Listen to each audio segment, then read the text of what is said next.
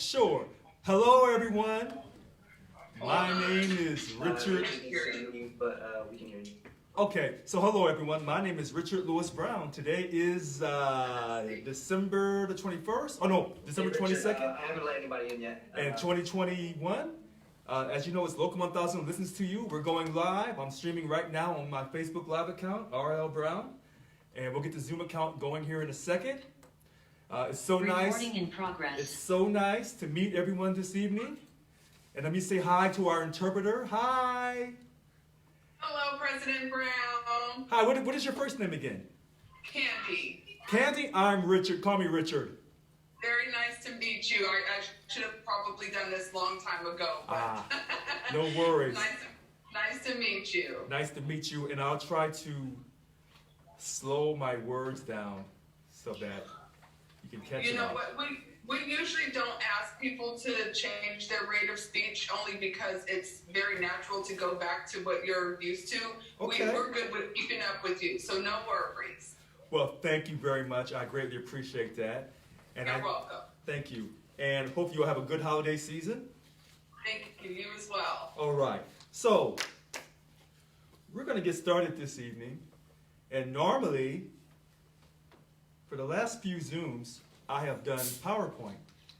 And I stated from the weekend that I would continue to read impact statements, and I have a book here as well, of people who are concerned about Local 1000. And so I'm going to do that. And what I'll do this time, this evening, I always do things a little different. What I will do, we're going to mix in impact statements with people calling in with their comments. And so before I read the first impact statement, I'll take the first caller. The first caller is Brian Hockett. Good evening, Brian. I can't unmute. Oh, Can you okay. hear me? So we hear you loud and clear, Brian. Oh, there we go. It wouldn't let me unmute for a second. Okay. Good morning, Mr. President. Hey, I want to start out by saying I'm big on transparency and accountability. And I've talked to you before at DLC 768 at one of the virtual meetings. And, nothing's 100%, but anything you do for transparency and accountability, I do appreciate. So I have three, hopefully you can let me in, three real quick questions. You'll probably take them offline, but I'm going to try and get them in if that's okay. Yes. Okay. If I recall, last week the CFO resigned. And I thought I heard you say that you were going to either present the reason or present the resignation letter sometime this last weekend. I don't believe that happened. Were you still planning on doing that? No, Brian, I never stated that. I never Okay, said that I was. yeah. No, I never stated that I was going to present the letter or the reason why he resigned. Our former CFO resigned. That's a private personnel matter. Okay. Okay. All right. Told you that'd be quick. Okay. Next one is the budget wasn't presented. Now there's going to be a special board meeting this next Wednesday. My question is was the budget, the proposed budget for 2022 ready to be presented, and why didn't you present it? Well, that's a great question. We were trying to take care of all of our business on Saturday, well, actually on Sunday, and we were hearing all the impact statements, and it became quite a day. So the budget will be presented next Wednesday evening, 6:30 to 8:30, and we put up all the other presentation. From what I've been led to believe today, the other presentations, PowerPoints, have been put up on our website. If it hasn't happened today, hopefully it will happen by tomorrow morning. Now, as far as the budget is concerned, we're going back through, we're reanalyzing the budget to make sure that it's correct. And what I'm hoping for is by Monday, by 5 p.m., we'll send it out to everyone to look at the budget. And I think, even though Wednesday at 6:30 to 8:30 is the time, what I would like to do is spend quite a few hours Wednesday talking about the budget. So don't be surprised if an email goes out Monday or Tuesday that I'm going to open up on Wednesday at a certain time before 6:30 to talk about the budget. What's your next question? Okay. I got a final one here, and I'll make it quick. I know Sure. you're big on transparency. Yes. And I'm in 768, and as you know, the president was, the prior president resigned, and there was a appointed president put in place in DLC 768. I would just like to know what process was used to make that appointment, because I'm not aware of what happened. So that process was a very interesting process. I don't have the exact dates. The former president, and I'm not going to say people's names, the former president did not resign. Let's be crystal clear. The former president of DLC 768 did not resign. So it was brought to our attention that some information happened, and I don't want to put people's private information out there. I want to respect her privacy along with the new president's privacy. So there was a process that we went by. So for transparency's sake, I'm an open book, but when it comes to people's private issues, I want to respect their privacy. So hopefully you can respect that. And here's the great thing about you starting our evening off with transparency. I'm so glad that you have said that word transparency and you respect my transparency. So there should be no reason why next Wednesday night from 6:30 to 8:30, when we have this board of directors meeting, the emergency board of directors meeting, that we are transparent and that there should be no reason for us to, quote, have a closed door session. I'm so glad you brought that up. Thank you for your time. All right, so moving on. So here's the first impact statement. Okay, I want to start my statement by stating that I believe in unions. I believe that unions make work environments better. I believe that unions work with the intent of doing the very best for the employees they represent. I do not believe our union is doing what is best for us anymore. In light of the COVID-19 crisis, many of my concerns about my union, in my eyes, have been sadly made clear. Our union is caught up more with itself and how its own business practices look in the eyes of our employer, the state of California, and its political leaders. It seems to be putting us, the workers, second. We were asked as a workforce to step up during the COVID-19 crisis and work to continue to provide services for the state and the public. We put our families at risk because we were told we were essential workers. We put ourselves in dangerous conditions to continue the state's revenues going.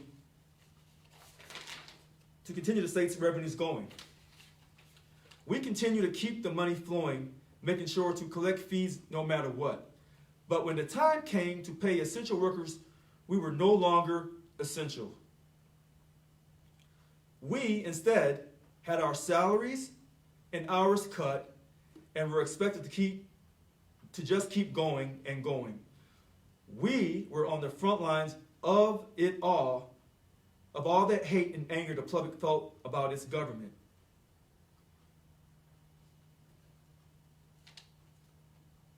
Okay, bear with me here. I'm trying to get through this here.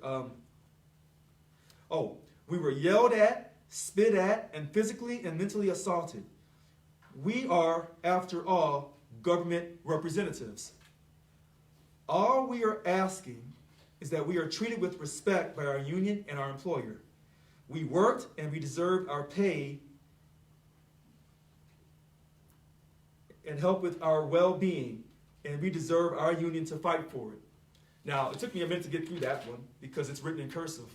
Most people in today's society don't even write in cursive anymore. So, but the point by this person is well made. And this is why, even though we only have 17,000 essential worker premium pay petitions, and we've asked everyone, including our DLC presidents and our bunk chairs, the new ones and the newer re-elected ones, to tell everyone, please fill out our essential worker premium pay petition at SEIU1000.org. It's very, very important. You were told that you were essential, and you are essential. And your money, your back pay for those 2 days of pay loss for a whole fiscal period, when it was scheduled for 2 straight fiscal periods, but only lasted for 1, you should be made whole for that.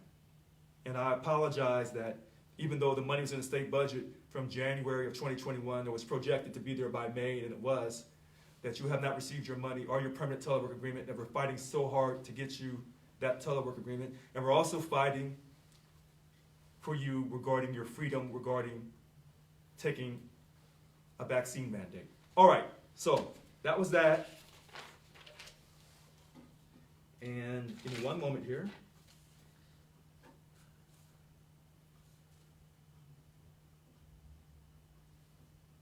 All right, next caller in line, Frank Askin. Good evening, Frank.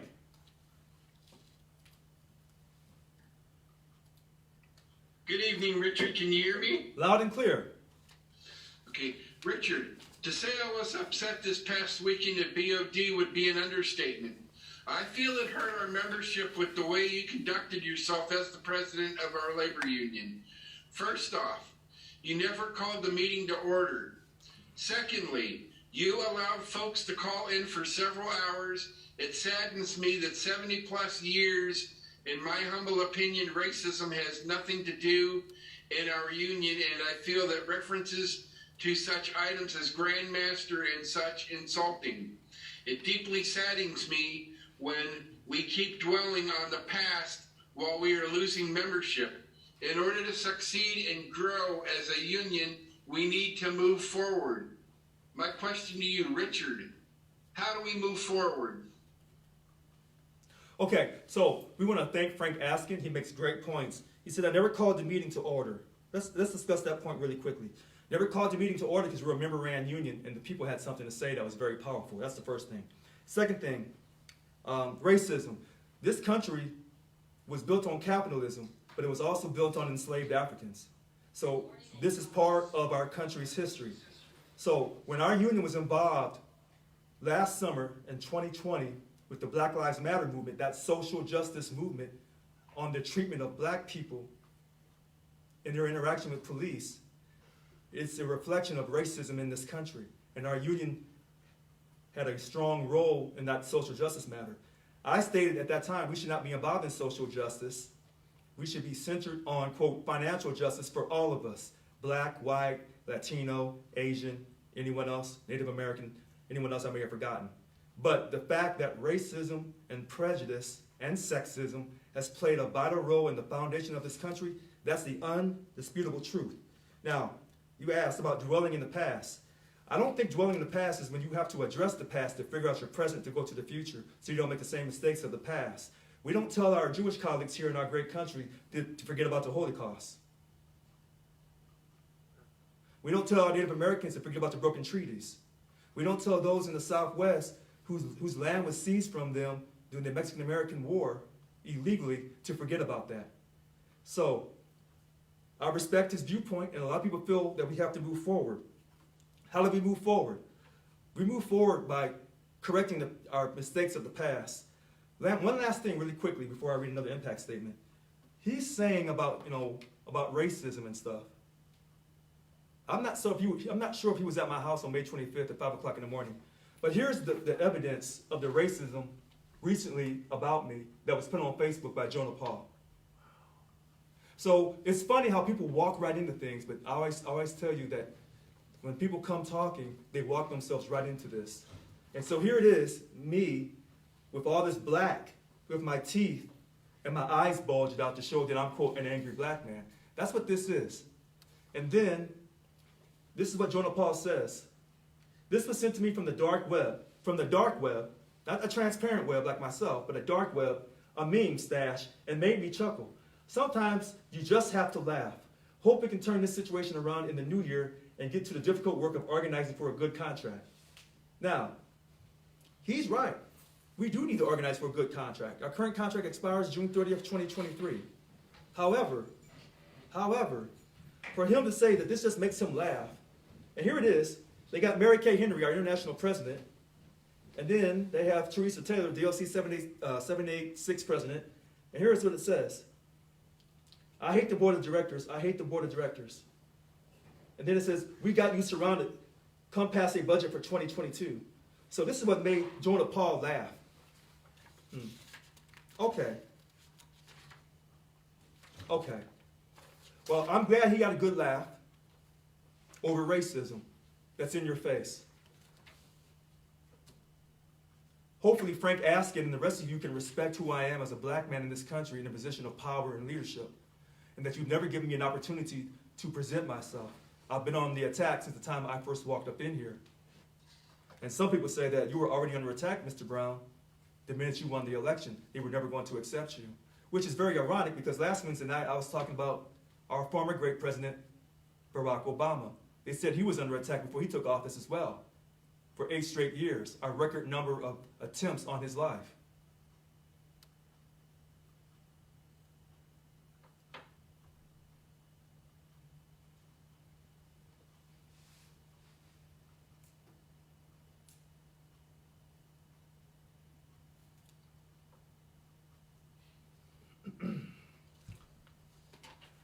I hope one day Local 1000 can really learn to appreciate that their leader is African American and he's from Missouri. I hope one day we can put our bickering aside and we can come together united. I'm willing to forgive people for all the evilness and ugliness that they've said about me. In front of me, behind me, to their friends. I really hope that we can come together one day. I sincerely hope that. If anyone was offended by last weekend because I allowed our members to have a voice for the first time ever in this union, then I apologize. This upcoming week, Wednesday night, 6:30 to 8:30, you're going to see the board and I doing business. We're going to have an emergency board meeting to pass our budget so we can ensure the staff continues to get paid their wages and to ensure that you are represented. That will happen. It's going to happen in a transparent fashion, not behind closed doors, not behind some alleged, oh, well, we have to take this behind a closed door executive session. No, we're going to do this in front of you so all of you can see that my behavior in relation to the board, and you're going to see these board members and how they really feel about Local 1000. Some of them, not all of them. But I want you to see this. And you're going to see our budget, all of you, and not just the board. We're going to be transparent in our process, just like we were in SBAC, just like we were when we heard people's voices reflecting how they felt about, quote, some of the members of the board trying to strip me of my powers.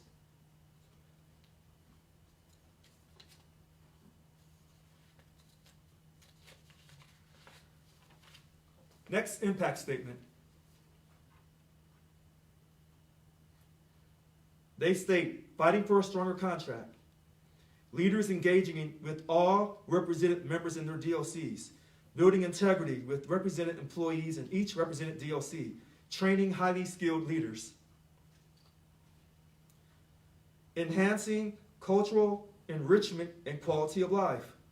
Ensuring members have financial stability and a strong and secure retirement in the future. Environmental sustainability and protection and impact. Evidence based on policy making and influencing public policies. Improving health and well-being.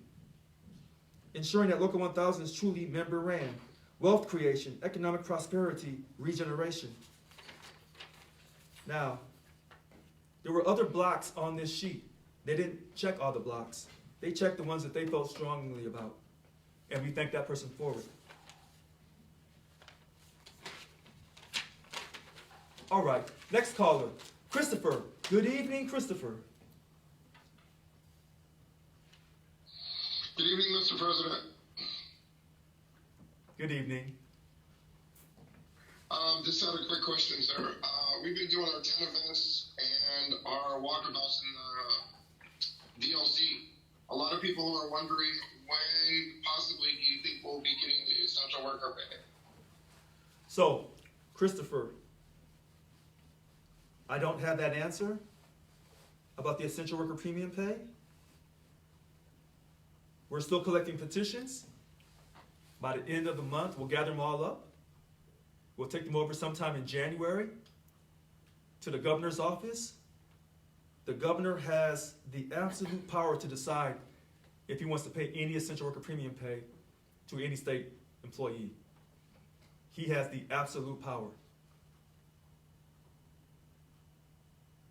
He says that he's labor friendly. He says that we're all in this together. He says that he believes in unions. He believes in working with the working families.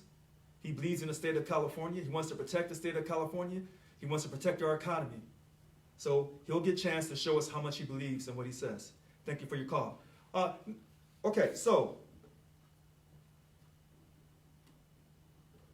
next impact statement.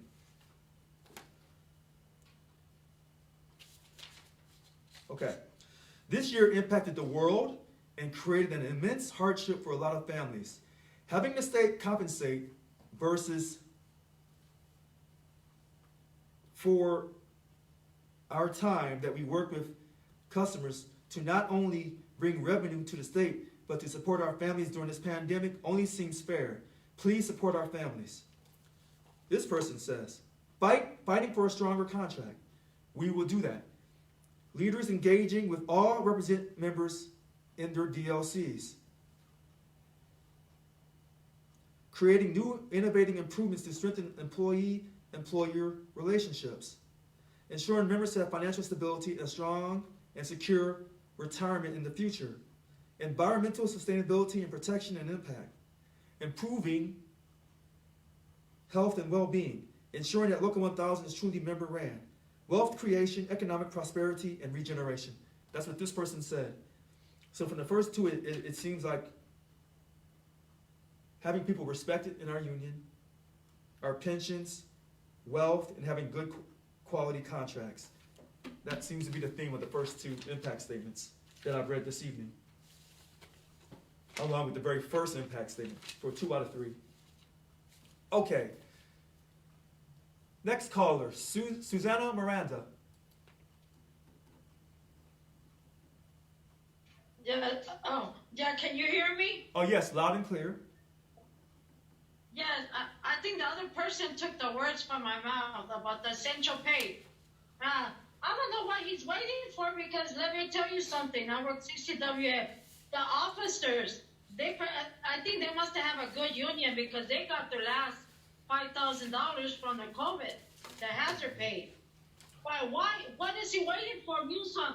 He's just right there. I mean, we pay taxes and everything, but this man, I mean, there's money in there. He's taking out. He better give us that hazard pay before, I don't know, but I think he's probably staying with that money. Well, I don't care. I don't care. I'm not afraid of saying this.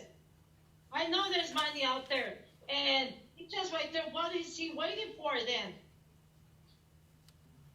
Yeah. So, I mean, he's not doing nothing. I mean, every time they send me petitions, repeat everything. All the petitions, so what are they going to do right there? I hope he does something, because we do deserve that hazard. We was risking our butts off, bringing it to our families. COVID. So, pretty soon I'm gonna get into the training rep. Yes, because also there's a lot of stuff going on CCWF. These supervisors, they still favoritism on my job. Yeah. I'm just kind of right there. It's not, I don't know if the union doing something or what. so Yeah.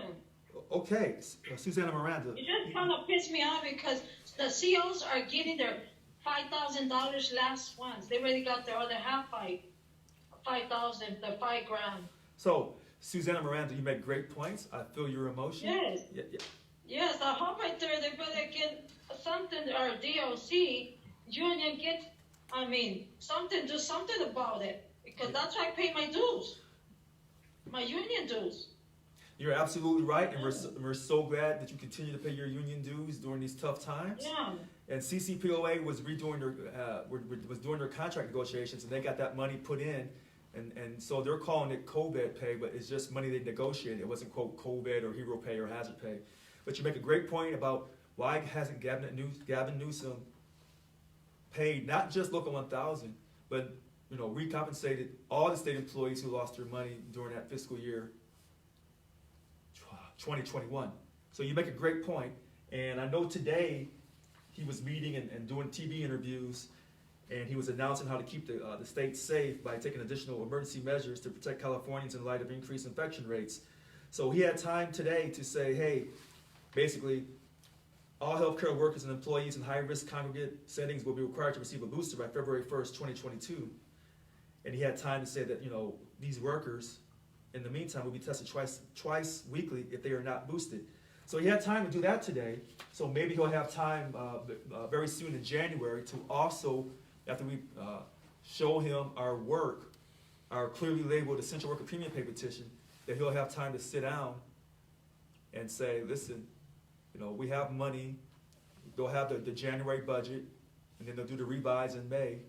But maybe he'll say, hey, listen, we do have money set aside. and for all the work for our state employees who have put their lives at risk and their family lives at risk by continuing to come to work, and even for those who didn't come to work, for those who continued to work from home but kept the fourth largest economy on earth without losing a beat, kept it going, as that first impact statement said so well, then maybe, this governor could say, listen, this is the right thing to do, and I'm not just going to give the essential worker premium pay, praise God. I'm not going to just give the essential worker premium pay to state employees and to other employees here in the state of California because it's the election year in November and I'm seeking re-election.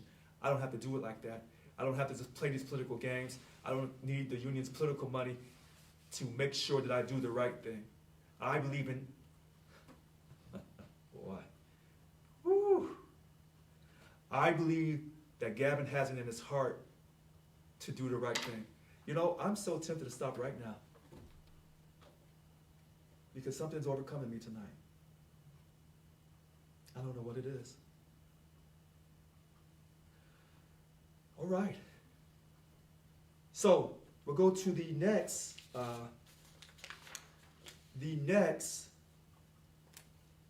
impact statement. I read that this board of directors is worried about damaging the relationship with the governor's office in the SAC-B. The governor is our boss. He's supposed to not get along with union leadership. I want my union fighting for me, not sucking up to the boss. So this impact statement says, fighting for a stronger contract. We will do that.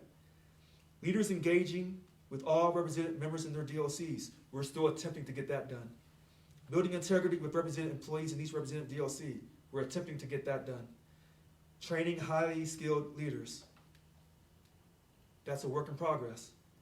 Creating organizational culture and practices. Yes. Enhancing cultural enrichment and quality of life. Yes. Ensuring members have financial stability and a strong, secure retirement in the future. You got that right. Evidence-based policy making and influencing public policies. That's bills that we are still involved in to ensure that no bill will ever get passed that destroys public sector unions in the state of California, Mr. Tim Draper. That's just for you. And I don't mean to put my finger like I'm trying to be intimidating or trying to scare Mr. Draper. I say that with love and respect to Mr. Draper. All right, improving health and well-being. That's for us. Ensuring that means in our contract, our dignity clause 5.11 is not controlled by the state of California as the final decision maker. Ensuring that Local 1000 is a truly member-ran union. You saw that this weekend. Even though it's for the board, a board of directors meeting, you saw that members had so much to say that before we can have a board, before we can have a president and statewide officers, and use corporate terms, which I don't understand why we use corporate terms because we're a union, not a corporation. I thought we were fighting corporations. We are member-ran. And finally, wealth creation, economic prosperity, and regeneration. Substantial pay increases, 21% pay increase across the board for everyone. That's part of my 10-point plan. And I'm your chief negotiator. That will happen as your chief negotiator. Next caller, Kimberly. Kimberly. Hi, good evening. Thank you for taking my call. Can you hear me? Oh, loud and clear. Great. So I submitted an impact statement that you probably have in front of you. But my intent was that it would be presented during the meeting on Sunday because my goal was to present something to the board of directors to consider in the event that any agenda item would be presented that might attempt to change or limit your power as president. And so my statement was very specifically focused on that. Since there was no such item that was entertained, it's sort of a moot point at this point, and so there's no need to really take time up during this call to read my statement. Yes. It wouldn't accomplish what I had intended. I do want to just comment briefly on what I heard you say a little while ago on this call, in that you never called the meeting to order on because it's a member-led union and the people had something to say. I call in most every Wednesday night to hear what the people have to say, because Wednesday night is, the forum for people to sort of air their grievances and as well as, bestow accolades, all whatever it is they have to say. It's an open forum.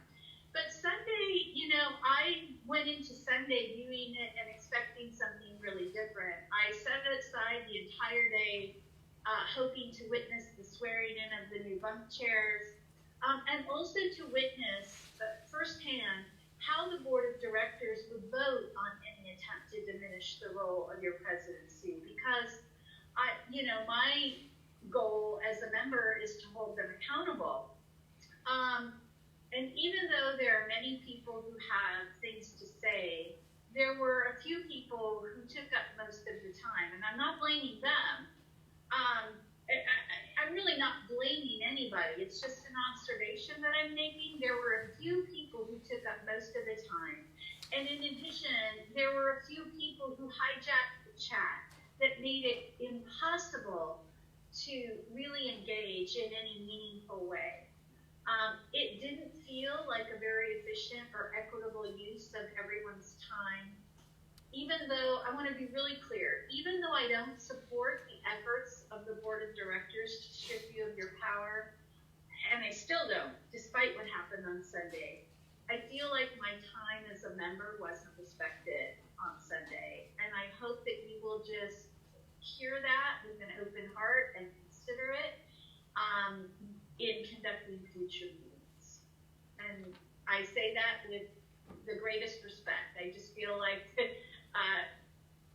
I feel like I wasted my time on Sunday. Yeah. And you know what, Kim? I apologize if you feel you wasted your time on Sunday. I know that people who called in had strong things to say, and some of it was very racial, and I know why. I know also people in the chat, from what I'm being told, they had a strategy. And so a lot of times, things don't get done because of strategy. Some people have a strategy to not let anything get done or to disrupt the flow of getting business done or whatever. And I mentioned to strategy on Saturday several times when it comes to the human rights committees and how they conducted their meetings. And so the chairs of each one of those human rights committees, or even the chair of the budget committee, they had their strategy on what they had to get done or not get done. So, sometimes we see things and we don't quite understand, and we think that our time was being disrespected.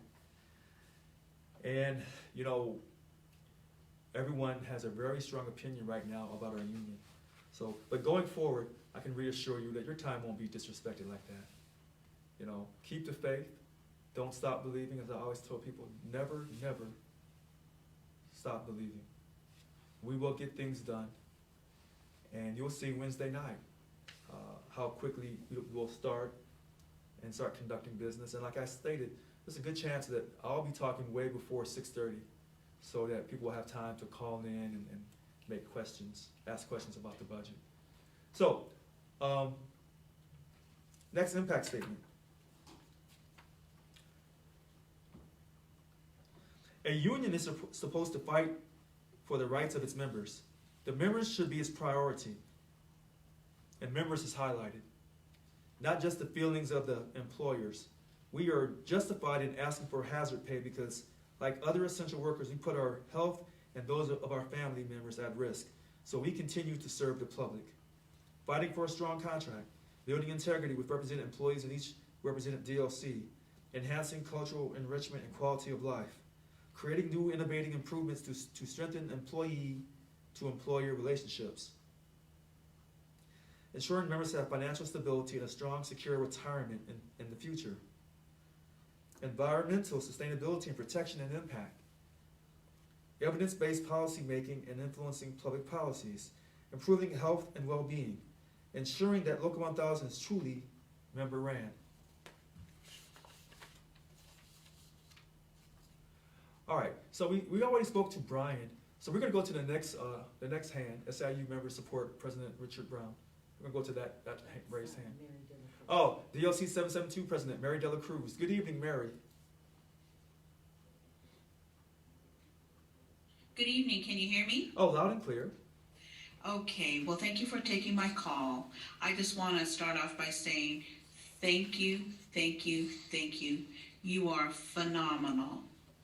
And I can tell you that many members have reached out to me that viewed the Board of Directors meeting, and they felt heard for once in a long, long, long time. And I think I can respect, and I heard what Miss Kimberly had mentioned, and I do understand, because a lot of members had not been able to be heard for at least a decade. And their new hope with you allowing them to be part of and to see and engage in these type of meetings is a light that is shined on, and their hope is growing day by day.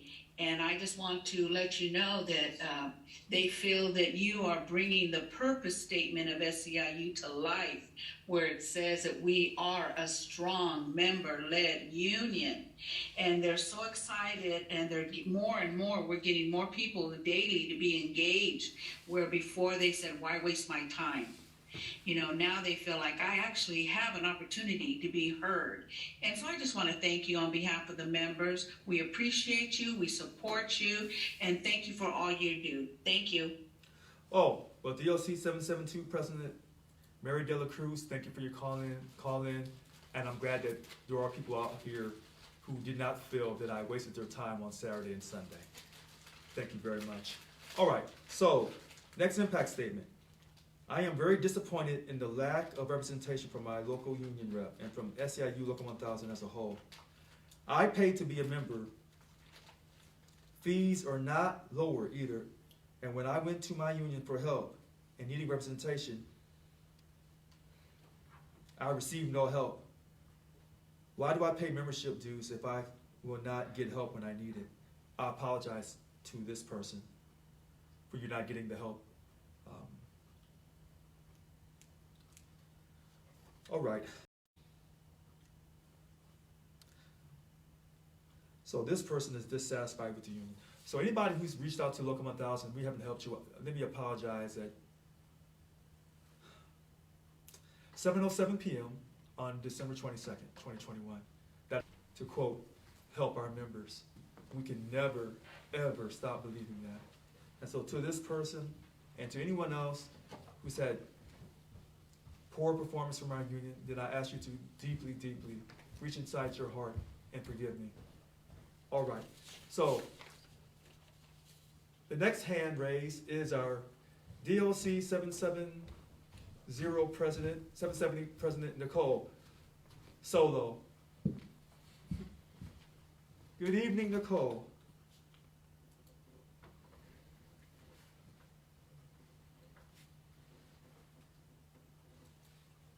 Good evening, Nicole. Oh, please unmute yourself.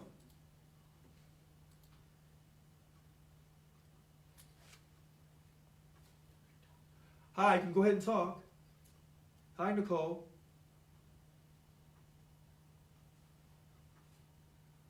Hi, Nicole. Okay, so she's unmuted. Okay, Nicole, so we're trying to come back to you. Are you there, Nicole? Okay, so we're trying to come back to you. We'll go to the next hand raised. DLC 746, Ronald Rawson. Good evening, Ron.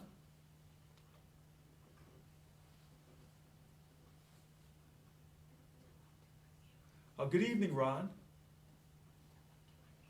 So, Ron, go on to please. Yes. Okay. I mute myself, sorry. Okay. Just wanted to say, just as my colleague Mary Dela Cruz said, you're doing a phenomenal job. This board of directors meeting this past weekend was one that we got to hear from the members. The aspect the week prior to was one that members got to see how things run.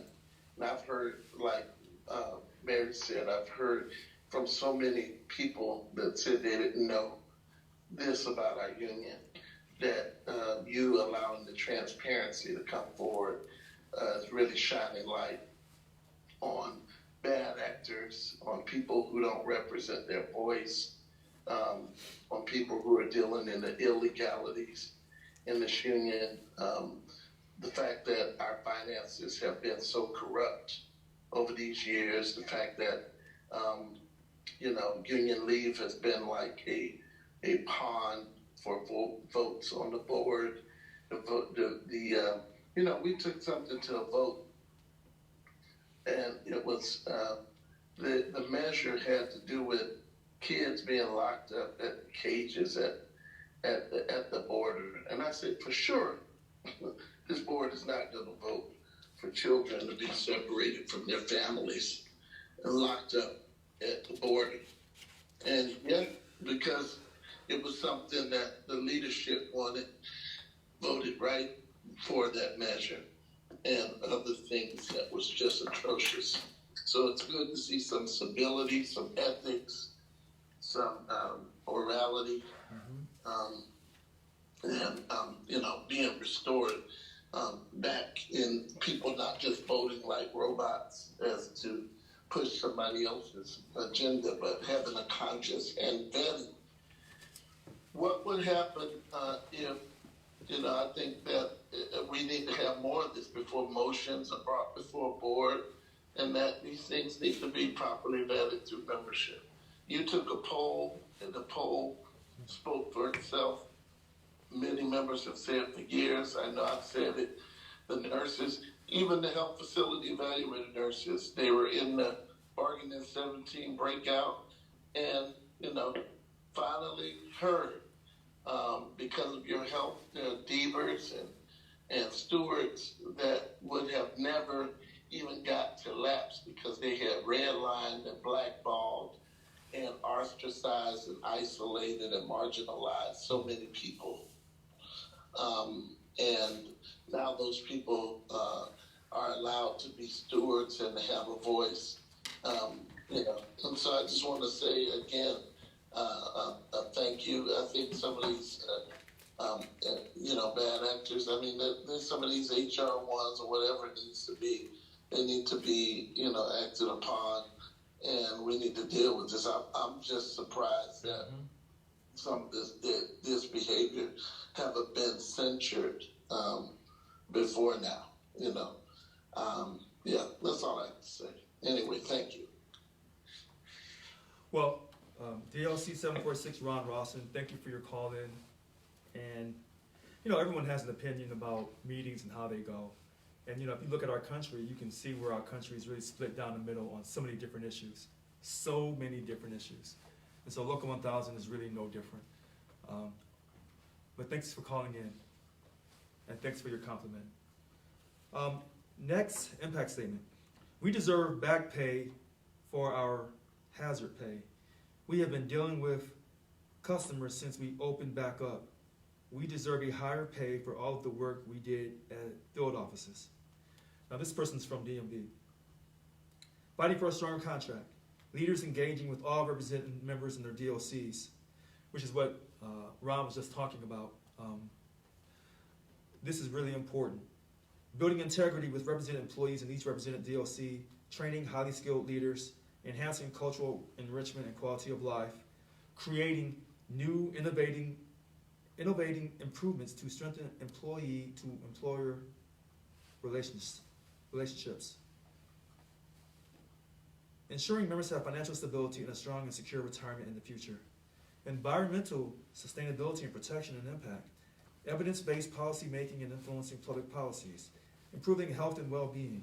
Ensuring that Local 1000 is a truly member-ran union. Wealth creation, economic prosperity, and regeneration. That's what this impact statement said. And I think what Ron was saying about when we did that survey and how overwhelmingly about 70-80% of our represented employees, including dues paying members, don't even know who their DLC president is. That's a problem. That means that there's a number of DLC presidents who are not, quote, reaching out to find out how their people feel in their areas. and that when they do these votes on the board, they're only voting for their own self-interest, and not of those they represent.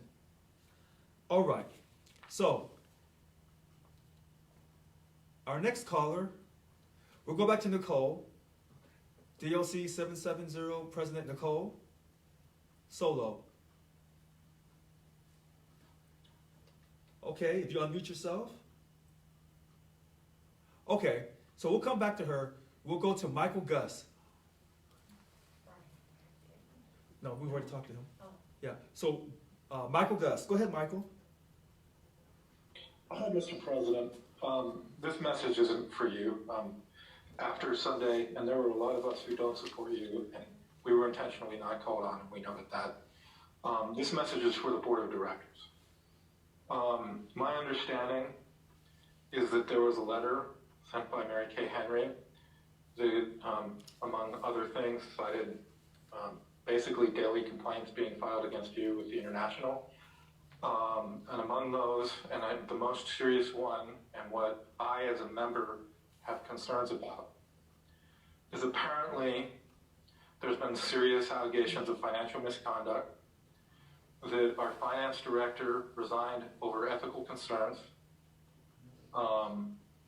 And so for those of you who are on the board, I was executive director of a nonprofit once. And you should know before you make decisions on a budget that the board of directors can be held personally liable for financial malfeasance if they had reason to know that financial malfeasance was going on.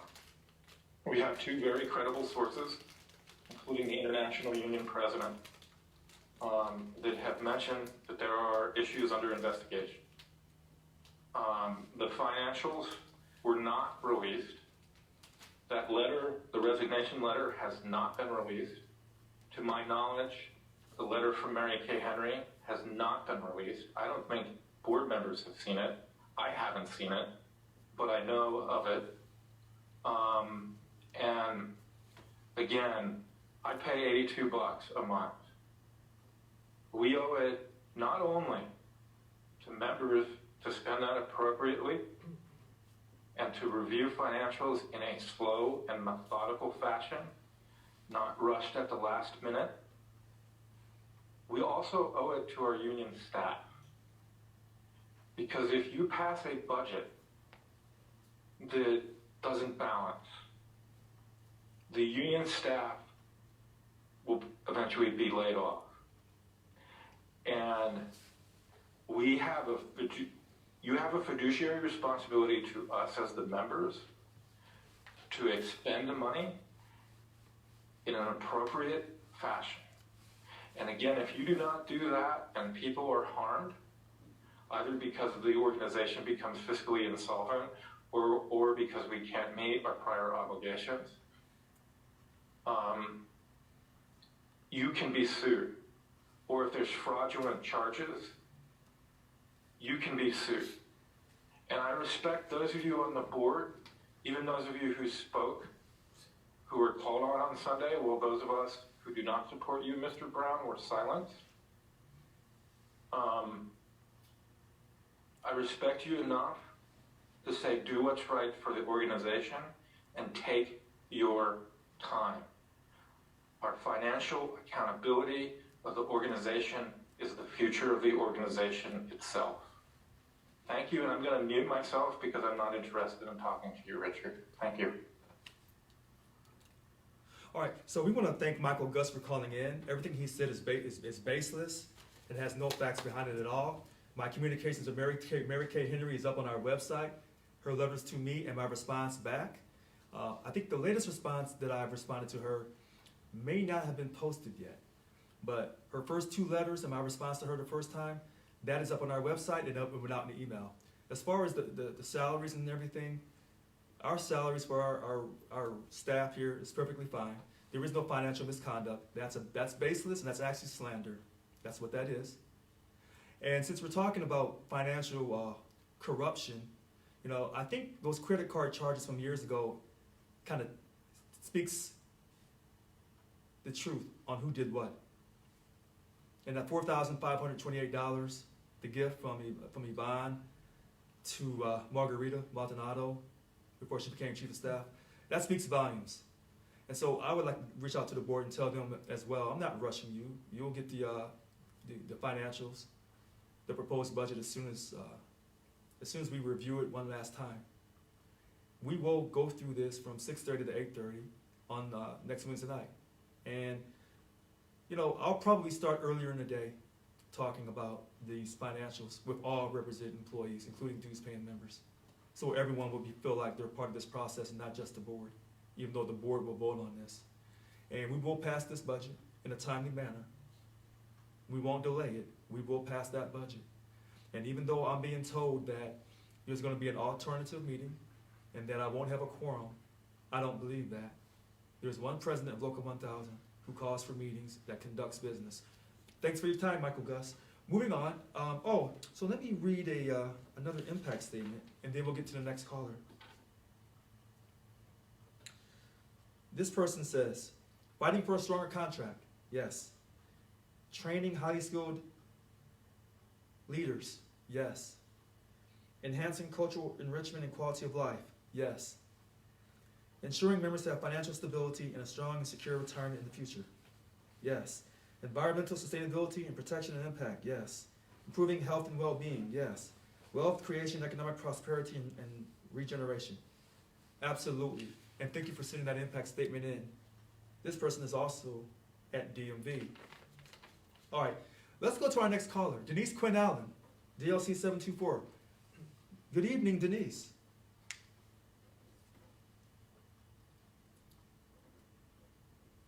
Denise Quinn Allen. Good evening, Denise. Hey, Richard, can you hear me? Oh, loud and clear. Okay, great. So I just wanted to kind of reiterate a little bit about what Michael Gus was stating. I would very, very much like to try to have a completely respectful conversation with you. I'm aware that you're a new president and the presidency is still very much in its infancy. It's only been not even 6 months, right? So this is your first major board of directors meeting where our, budget is necessary. One of the things that we need to be concerned about with our fiduciary responsibilities is that the staff at SEIU that work for us, that their salaries are paid by our member dues. If we don't pass a budget by December 31st, you or no one else in the organization is going to be able to write a check. So that means all of their salaries stop. That means all of our spending stops. We can't pay any of the bills. I'm sure that you understand how impactful that is. All of these people that rely on their paychecks every single day, they have to be paid. And you had a very large audience all weekend. It was heavily advertised that we were going to have a board of directors meeting. It was not marketed as, Local 1000 listens to you. It was a board of directors meeting. So the entire board was present, ready to vote, ready to be active. You had staff on there. You had press on there. It was free and open to the public. Bottom line, anybody in the world could have watched this video. But the problem is you held everybody, the entire audience, hostage for 2 whole days, literally with our eyes taped open because we were all just waiting on pins and needles for you to call the meeting to order so that we could conduct the business that our union needs. And at 3 o'clock, I was on the Zoom.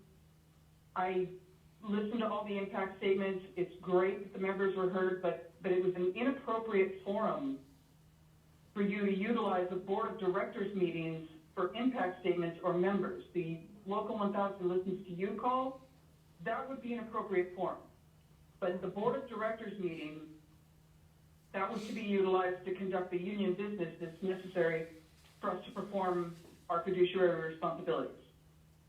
So you've called an additional meeting for the 29th, which you're claiming is another board of directors meeting. For the policy file, we're to have a meeting called within 30 days. That's for the policy file.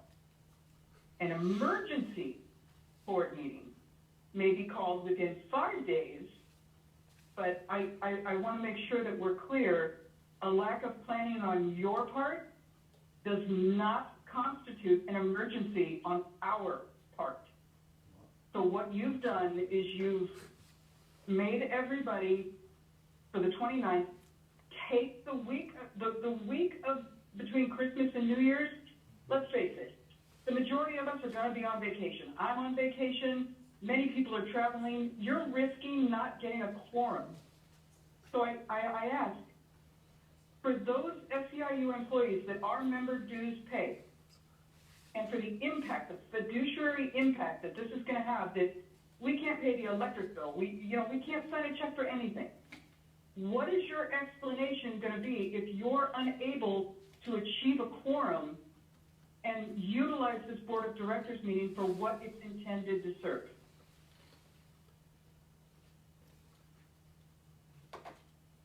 So I'm glad that you called in.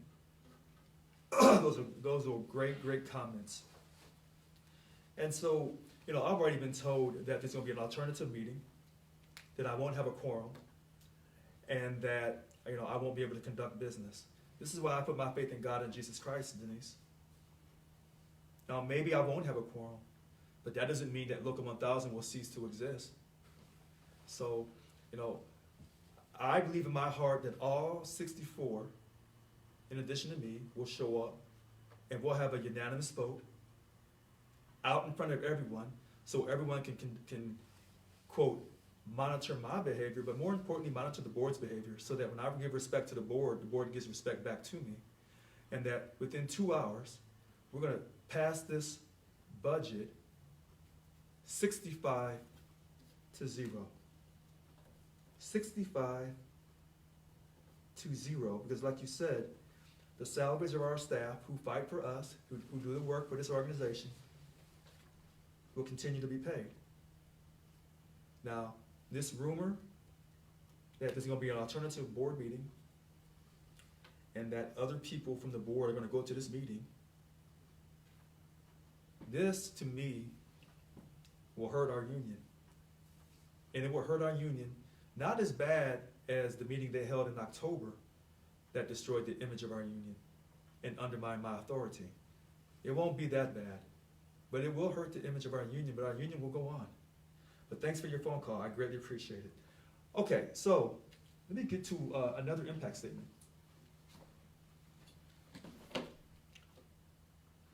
To whom it may concern, I'm writing this letter in support of Richard Brown. I've been a dues-paying member of Local 1000 for 18 years, and I've never once felt acknowledged or supported by my union until Richard Brown took office as our president. I now feel like the union represents me and my interests for the first time ever. I can contact Richard at any time with my questions and concerns and always get an answer. Never before were me or my coworkers able to get responses from the union, or we were just given the runaround when we tried to ask a question. I see interest in the union rising in my work area for the first time. I support Richard's 10-point platform and look forward to seeing the goodwill he will accomplish as our president.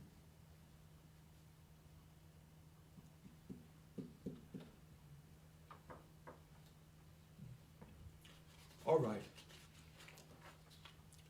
Next caller, DLC 724, Betty Jackson Stewart.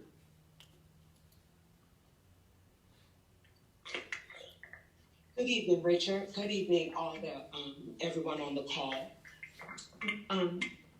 Richard, I hope that you do not allow all of this negativity to wear you down. It's a lot of negativity, and I can feel the weight of it. Frank, you get on here, you don't want to discuss the past. You only want to discuss what's happening today. And I know why you do not want to discuss the past. You don't desire to, because you'd never stand up to Yvonne Walker and say the disrespectful make the disrespectful comments you make to Richard. I'm not sure why you think it is okay to do so with Richard, but you never did this with Yvonne. And the only reason why you do not want to bring up the past, Yvonne took money. I've never heard a peep out of you. Yvonne went all the way to Israel. Yvonne provided someone money to do something at a daily spot. You don't want to talk about that, but you want to make up, have this what's the term I want to use?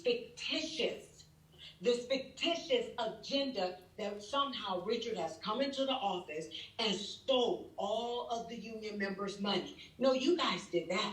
You don't want, I've never heard you mention about however the governor received that $1 million. I've never heard you mention that. You don't want to talk about that. But it's the past if we bring it up. Michael Gus, that narrative you just threw out there. Everything about Richard is so bad. Everything he does is so bad. If you can recognize evil, what was Yvonne in there doing? You tell me what Yvonne did in your own words, and I might listen to what you have to say about Richard. But if you can't call out Yvonne, where all of a sudden did you get all this enlightenment about Richard? You never said, neither of you ever said anything negative about Yvonne Walker, and we all know what she did. Yes, she paid you money, but that doesn't mean you don't know what she did. Lastly, all of this narrative that you all are creating that's very, very negative, we're going to move forward with our agenda. Our agenda doesn't hurt anyone. It's to make us better. It doesn't weaken anyone. It's to make us stronger. It doesn't leave anyone in the dark because Richard is shedding the light. Listen, you don't have to try to figure out if it's good or bad. Richard has the spotlight shining on himself. Transparency, you're getting it all. So this narrative here, let me tell you, you want what's going on today? You want the present? Let me tell you the present.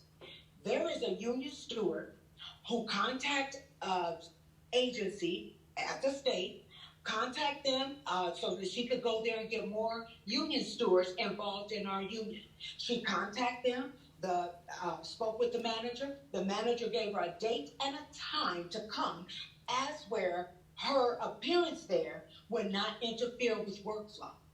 You know what happened when she got there? She was met with threats. That Kevin Healy was out there screaming and hollering at her, telling her to get off the property. He took his camera phone and began to film her. And she asked him to stop. He just continued to film her. She wasn't breaking the law.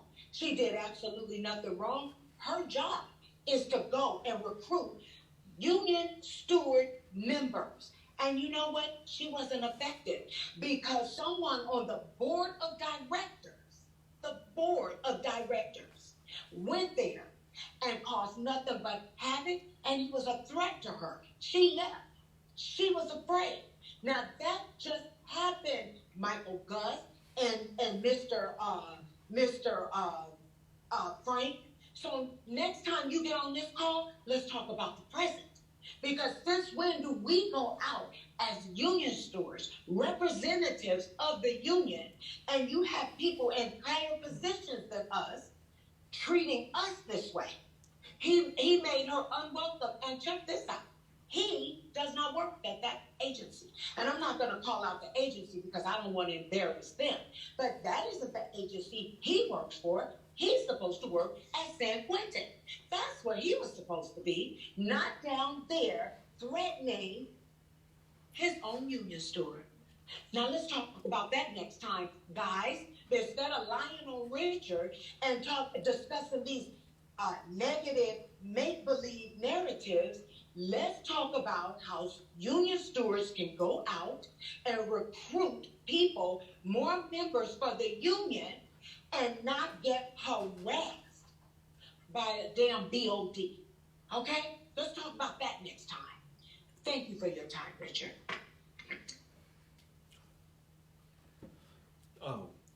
So DLC 724 Betty Jackson Stewart.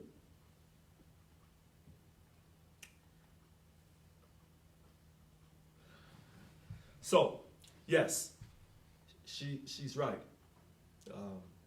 We got to recruit new membership. I haven't taken any trips to Israel. Nothing's wrong with Israel. Maybe one day I'll be blessed to take a trip to Israel and to Rome, Italy, and to the pyramids in Africa. There's something that she said that I have to touch on. Then I'll read another impact statement, then I'll go to the next caller. She said this word, fictitious agenda. I'm kind of jealous because she used a really incredible word, fictitious. And since I've arrived on the scene, it appears that there's been this fictitious agenda and this fictitious false and fake narrative about my leadership. You know, I've been asked to, be real professional, be real calm, and I've told people during my whole campaign, I said, I'm not from Europe. I'm going to say it again. I've been asked to conduct myself in such a fashion that makes people feel comfortable and at ease. Again, I'm not from Europe. My family's from Africa. So since my family's from Africa, it's a different yardstick you have to measure me by. My voice goes up, it goes down. I have different types of emotions. But those emotions are passionate and not angry. And so this fictitious, false narrative that's been placed on me, it has not been placed on me for the first time. Many people who look like me have had this placed on them, and they've buckled to the negativity, and they've let that wear them down, and they've relied on drugs and alcohol and depression to destroy who they were. I'm not going to let that happen. I'm going to keep fighting for everyone equally, for Local 1000. You cannot prepare for your present and go to your future unless you address, and I mean you must address and clean up your past. This is one of the problems of our great country that we reside in. We want to always talk about right now and go into the future, but we don't want to reflect on the past and learn from our mistakes of the past, but yet we continue to make the same mistakes in the future. One quick example, the 2010 PLP. We did one day, gave it up under a signed contract to get that contract signed. And then while on that signed contract, we gave up again in 2012. For what reason? We didn't learn from the first time, and then we did it again recently because we didn't learn from our past. This is why I'm here as the Local 1000 president. And my whole 10-point platform is a reflection of the past that prepares us for the present to create this marvelous future, which is why I say don't stop believing, the wheel in the sky keeps turning. And you get turned off when I say that, and I say this is an amazing journey that faithfully we are on, and you don't like that. And then sometimes I get offended when you say that, because you know that that amazing Hall of Fame rock group journey that you want to say they're not Hall of Fame. And then I get an attitude. Because they are Hall of Famers. When you make me say your words, don't stop believing, you're in a league of your own. Because I create my own words. I don't copy no one. People copy me. However, this rock group called Journey, they keep my head to the sky.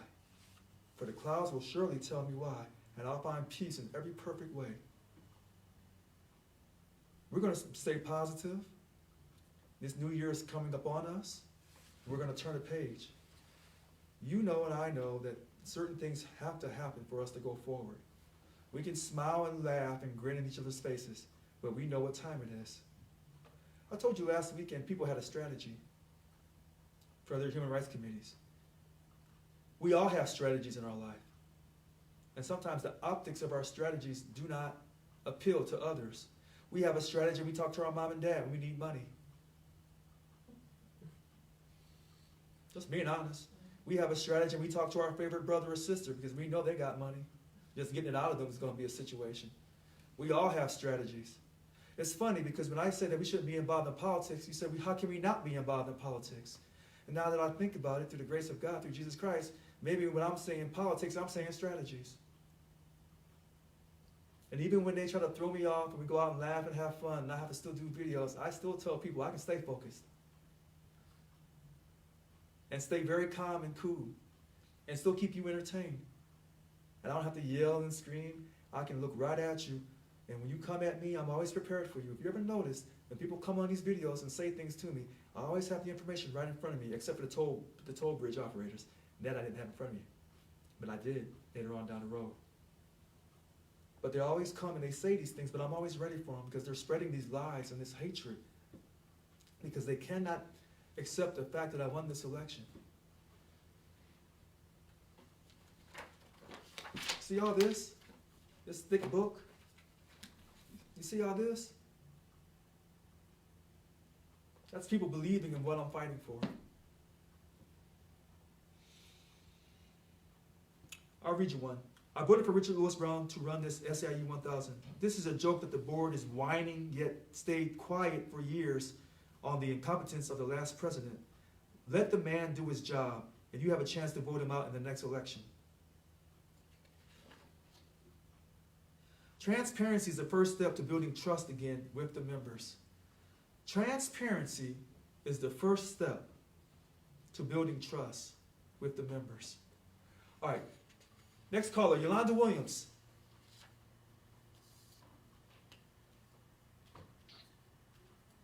Hi, Richard and members. Hi, Yolanda. First of all, I would like to say thanks for calling me back, but I didn't get to talk to you. I know it. Anyway, okay. let me go on here. Michael Gus, you say about this Henry Mary Kay. I read it. I read the letter he wrote to her, and I read the other one that she wrote to him. It was on the website. That was last week. Okay? So, yes, it was. Then, you guys talk about all this money, like Betty said, this is fictitious narrative, but you never say anything about your previous president who took the trip and spent all this money. All of a sudden, now y'all scrutinizing it to the penny with this black man. I'm going to keep it real. Now, on the other hand, let me go to Mr. Brown. I know you speak highly of Annika Walls, and that's wonderful. However, I'm starting to feel a little different now. November 11th is the date that comes to mind when I asked her to send the needed shirts that I want to give as a steward trying to be a part and get people involved in the union. I asked her, shirts needed, 3 large and 1 XL. Send, and I give her my address. Thank you, Annika, and enjoy the day off. That was November 11th.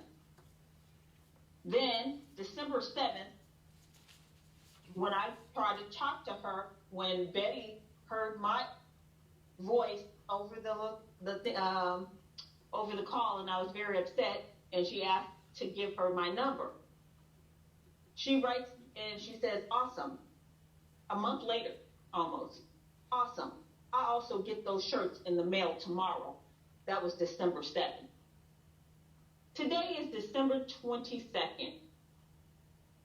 Now you say that she's on the ball, and she may have a lot to do. But as I've always said, and you know I'm going to be consistent with mine, accountability is everything. Your word is your bond, period, point blank. And to me, at this point in time, that's not happening with your vice president of representation, which obviously representation is a big deal with members, because as your impact statement, some of them have already stated, they haven't been represented well. That's a big thing. Yes, our contract is important and our benefits and stuff like that, but one of the main things, Mr. Brown, is when we go to work every day and have to deal with quote-unquote bad bosses. You understand what I'm saying? So I'm saying to you, accountability is everything. And if we want a strong union, as you say, then we start from the head. And that means accountability with the union representative as far as vice president, president, treasurer, so forth and so on. So I'm asking you, you know, as the president, what are you going to do about accountability with your staff towards your members? I'm done. Well, I'm so glad that Yolanda Williams was able to call in. And, you know, I always give Yolanda the utmost respect because the essential worker premium pay petition, she was the one that said, what are you doing? Show some accountability. You know that people put their lives on the line. Why are you not getting that essential worker premium pay for everyone represented by Local 1000? She told me that in August. She had to tell me again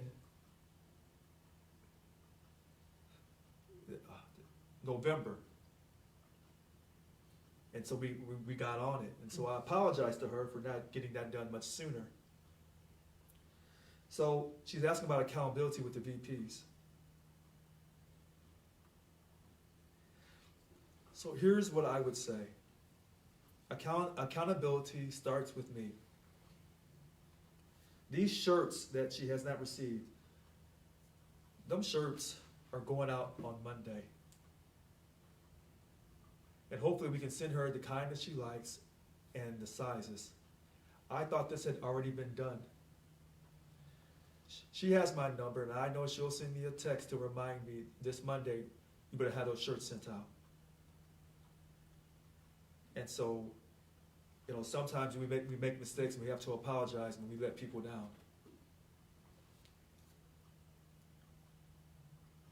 She mentioned the fact about the letters to Mary Kay Henry being up on the website. She's absolutely right. You know, some people, when they call in, they don't pull punches. Yolanda Williams does not pull her punches. She gives it to you straight. And that's why you see me sometimes, you know, kind of like moving around in the chair when she calls, because I know I'm getting ready to get hit. So, but hey, you know what? If you can hit me and hit me right, I'll take it. Because she's telling the truth. When she made that statement about those grievances should all go to arbitration,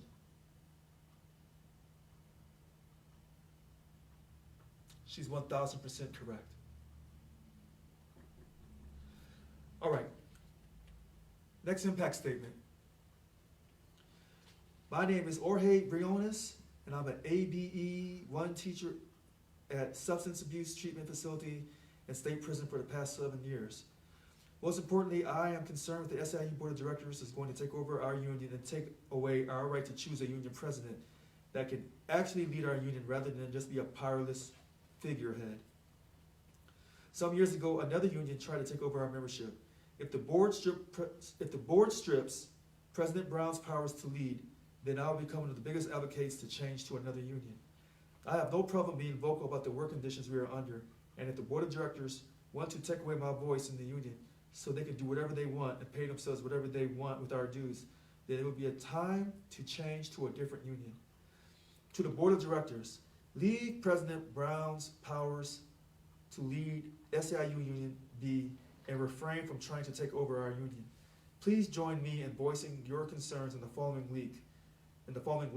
BOD agenda at SEIU1000.org, and show your comments, show your commitment to have a responsive union rather than a union that is run by self-interested individuals. Jorge Briones, Briones, if I'm saying your last name correctly. Thank you. Thank you, thank you, thank you. People's voices do matter when they vote in this great country and in our union. And for some people to try to take away their voice, because let's be honest, people in this union say that the president should run the union with the support of the board. That's how people in this union feel. That's the truth. And they don't understand why some of the board is trying to derail that and strip the president of his powers so he's a nobody. They don't understand it. All right, next caller. Some of the callers, I see hands raised, but we've already called on you once. We have to go to the new callers. Angela Morales-Myers, good evening. Good evening, President Brown. How are you today? I'm doing just great. How are you? I'm good. I'm just going to make some comments, and then I'm going to ask you a question at the end. Okay. On the board of directors meeting that we had, I actually got to get on there and kind of listen. What was disappointing to me, and it shows me some of the individuals in the chat were very rude and disrespectful, talking about people. And I thought to myself, I took down their name, looked them up, and guess what? Same people that are trying to remove your powers. And I thought to myself, instead of engaging and actually try to work together, they're splitting this union apart, which leads me to the next thing. If I was the governor, I wouldn't touch us either. Why am I going to actually try to negotiate with you when you can't even get your crap together, excuse my French? It's embarrassing. I'm embarrassed, to say the least. No one wants to do anything with us because of what's going on. Rather than, and I venture to say that these individuals that are continuing to derail our union are in the same boat as the governor trying to bankrupt our California. I just don't understand. Well, I do understand. I shouldn't say that. I do understand. You know, when money is at the forefront of what you lose, that you've been getting for I don't know how long from Yvonne Walker, yeah, it's going to put a little tip in your walk. I get it. I understand it. I probably would be upset if somebody took something away from me. But this union, I thought you had to earn it. Those people that are doing this ran unopposed. They didn't earn their seats. They ran unopposed. So that makes me think to myself, of course they're not going to, of course they're going to act the way they act. But the other thing that Gus had mentioned, that you're under investigation for, taking money. Who put Yvonne Walker under investigation? Who went after her for all the money that she took?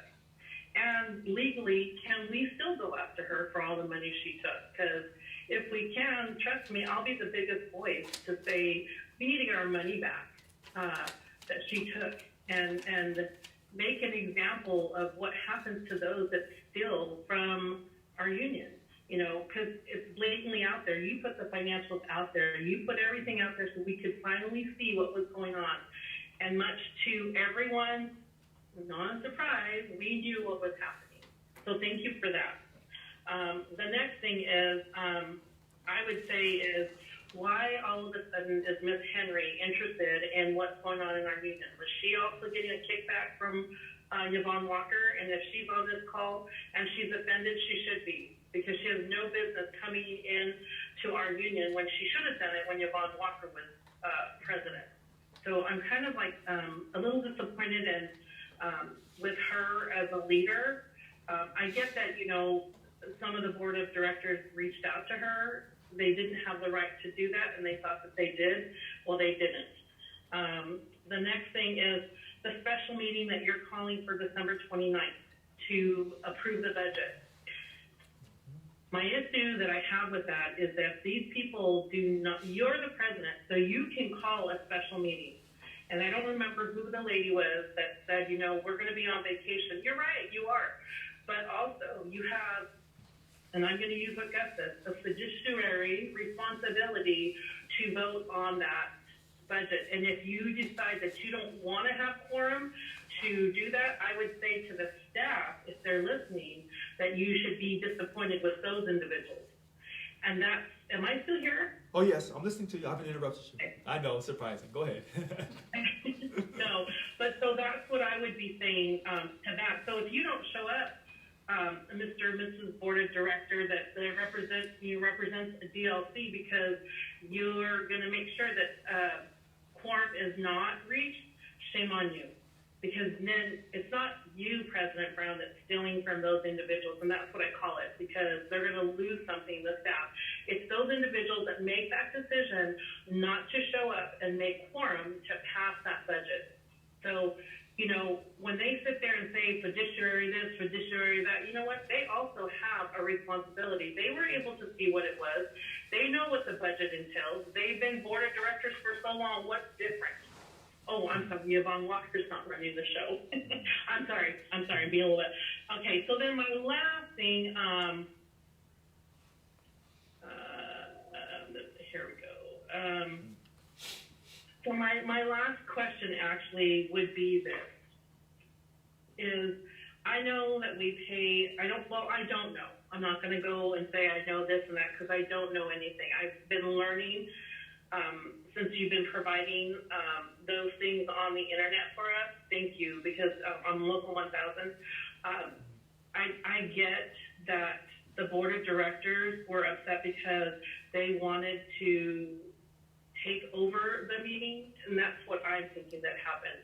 And my thing is, how does it feel to have your voice not heard when all we wanted as members is for our voice to be heard, to tell you how disappointed we are in how you want to conduct our union? I feel that a lot of people that I've talked to, not just at my site, but, you know, just here and there, they're starting to listen on Facebook. So I'm glad that that's happening. I'm glad that they're finally taking that approach. I wish more people in those individuals that ran unopposed in the election, I wish more of their DLCs would get involved so that they would know and see what their DLC presidents are doing.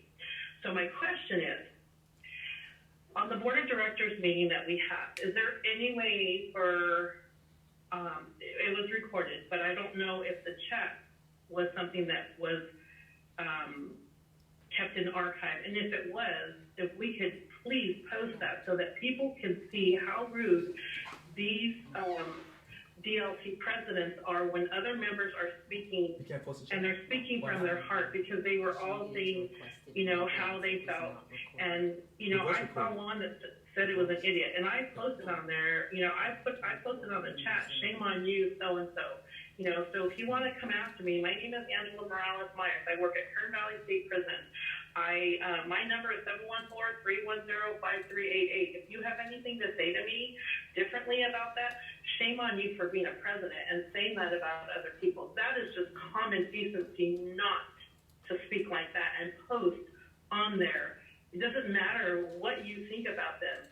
You are in a leadership position, and if that's the kind of leadership that you're actually giving to your DLC, I would love for your DLC members to see what you're posting. But that's my question. I'm sorry, I'm going to stop now. But can we post what was on the chat so that people can see? Can we post it on the SEIU Local 1000?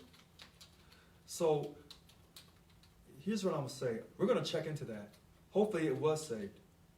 I don't know if it was or not. But we're gonna see, because the video is saved, but I don't know if that chat was saved. We're gonna check into it. If we can get that chat, we will post it. Please try, because you know what, I want to tell you, some of those board of directors were very much out of line, borderline. You know, I just learned about the chat, so I just happened to go in there, and I'm like going, dear Lord Jesus, if these are the people that are actually in those leadership positions, So I'm appalled and I'm ashamed. So I'm really ashamed. Okay, did you take pictures? Did anyone take pictures of this chat? Because whoever took pictures of that chat over the weekend, please send them to me at rlbrown@seiu1000.org. Send them to me and we'll post them. We'll post them up on the website, since we've been hearing about accountability. Yes, and these are board of directors, Mr. Brown, and like I said, I'm appalled about what I saw. You know, attacking individuals individually, not just, you know, the group, but just attacking them. And I you know, I couldn't scroll it far enough to see where all of this, you know, started, but It's appalling and it's embarrassing. I thought that we were better than that, but apparently I was wrong. And you know what? I stand corrected. Those are things that I don't like to say, only if it's a good thing. And unfortunately, this is not. So if that could go up, I would love for the members to see what the DLC presidents think of them. Okay, well, thank you for your phone call, Angela. So we're going to try to... Thank you for taking my call. Oh, you're very welcome. So we're going to try to find those chats. If anyone has pictures, please email them to me at rlbrown@seiu1000.org, or you can send them to my personal email at richard.brown7437@yahoo.com. Again, richard.brown7437@yahoo.com. You know, I thought that everything was recorded for accountability. And I thought the chat would be recorded as well. So we'll find that out. All right, so let's go to the next caller, Sylvia Castro. Hi, Richard. I'm probably not going to be very long because I'm sorry. Every time I need to go before Betty Stewart because she always says things are on my mind. Okay. Thank you, Betty. All right. And this that just spoke a while ago, Angela, she said a lot of the things that were in my mind. Okay. As well, but basically, to reiterate, following what Deborah Allen Quinn said, was that if the board doesn't think that this is a serious enough problem to make the effort to go in via Zoom, you know, which means all you have to have is internet access, and if you've got a cell phone, you've got internet access. You could do that almost anywhere. Then their priority is not the union. That's inexcusable. To me, if you can access something via Zoom, there's no excuse for it. I mean, sure, you're going to have people, well, connectivity issues, blah, blah, blah. But for the most part, especially in light of COVID, most of us, like myself, are going to be home. I can't tell you the lengths I go through for this union on my own, and I'm not even a DLC president. So, I mean, if that's what I do, and I'm not a DLC president, imagine what I expect of a DLC president. You know, so I don't know where, I'm not going to accept that excuse from any of them that, well, I was on vacation. You know, everybody's on vacation. But there are people's lives who are at stake here, that, you know, the SEIU staff, who are going to need their wages.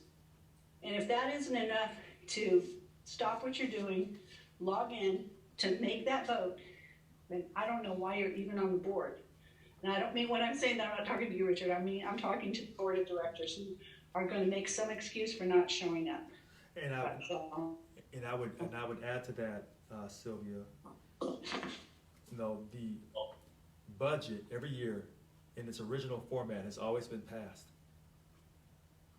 The budget every year for this union in its original format has always been passed. So that's why I feel totally confident that everyone will come to the meeting and it's going to pass on its first vote in its original format, 65-0. And so, yeah. Well, good. I hope that happens. I'm going to send all of you, including the board, the positive vibes that they show up, pass it, and hopefully, the Christmas spirit will linger on within them so that when 2022 comes back, we're all going to start to work together. That's my hope for the new year. Absolutely. You have a great evening. You too. Merry Christmas. Thank you. Enjoy yourself. I don't want to take anybody's time. Okay, you as well. So I see some hands raised, and we want to thank Sylvia Castro for calling in with her great comments. I want to bring in two people at the same time, and maybe a couple more. I see Linda Martin and Cheryl Allen. Let's bring them in at the same time.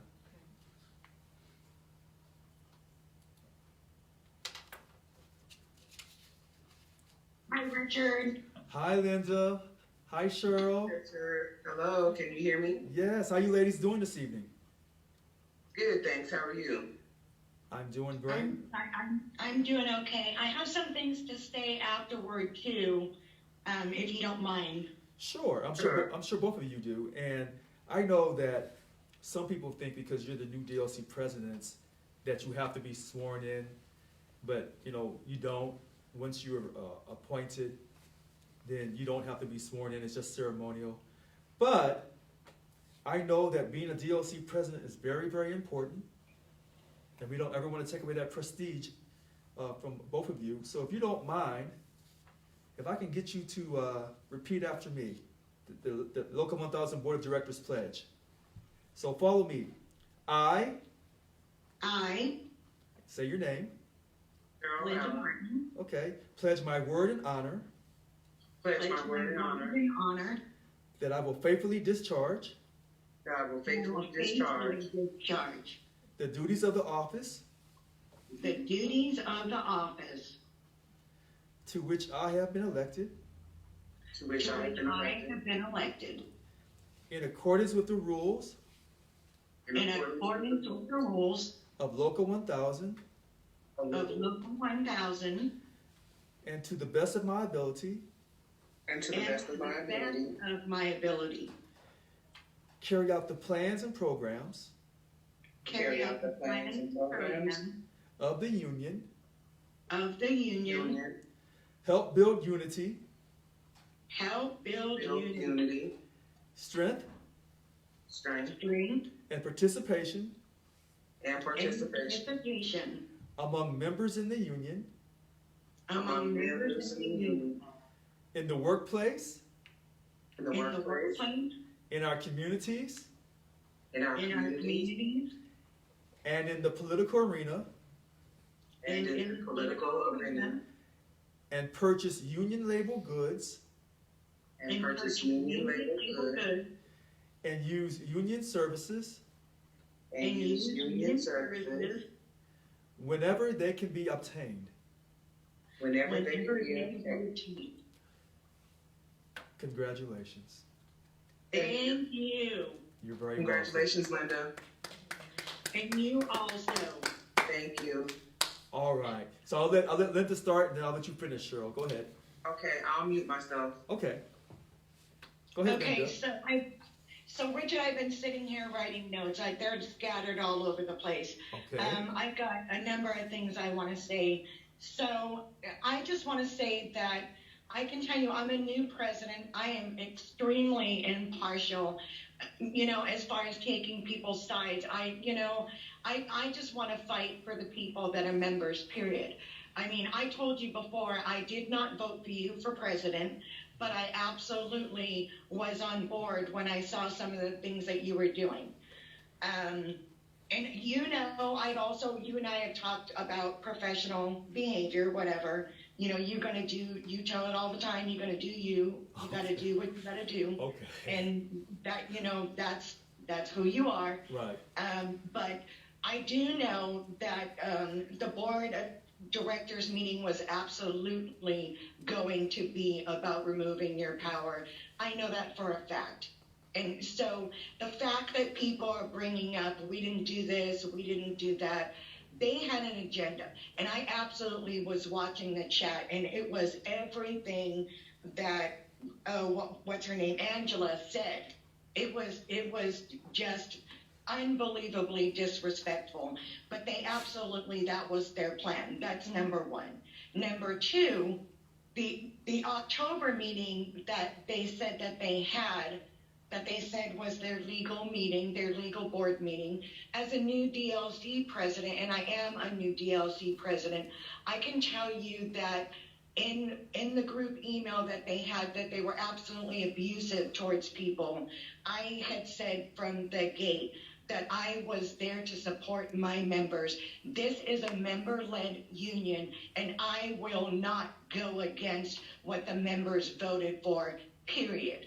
So I could tell you I was not invited to that meeting they had. I wasn't even invited to vote whether or not to have that meeting.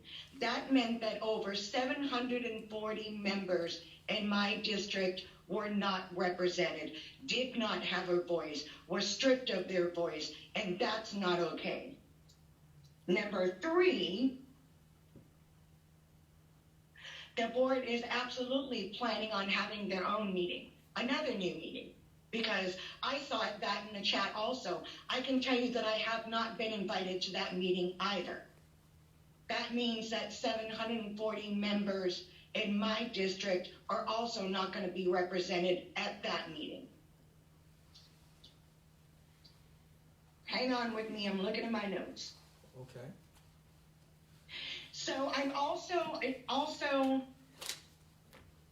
as a new steward and a new DLC president, I've heard, and I know for a fact this is true, that a letter was sent to that national president, Henry, indicating and questioning my steward training and if I had completed my steward training, and to forward copies of that to this board member who claims to be the chair.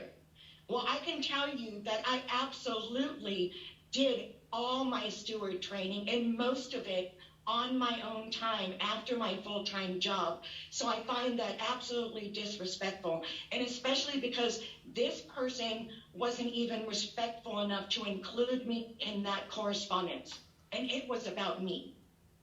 So I'm like absolutely floored, because I mean, I stepped up because I wanted to be a part of something, and instead what I got and what I'm getting is bullied and insulted for stepping up and speaking for my members.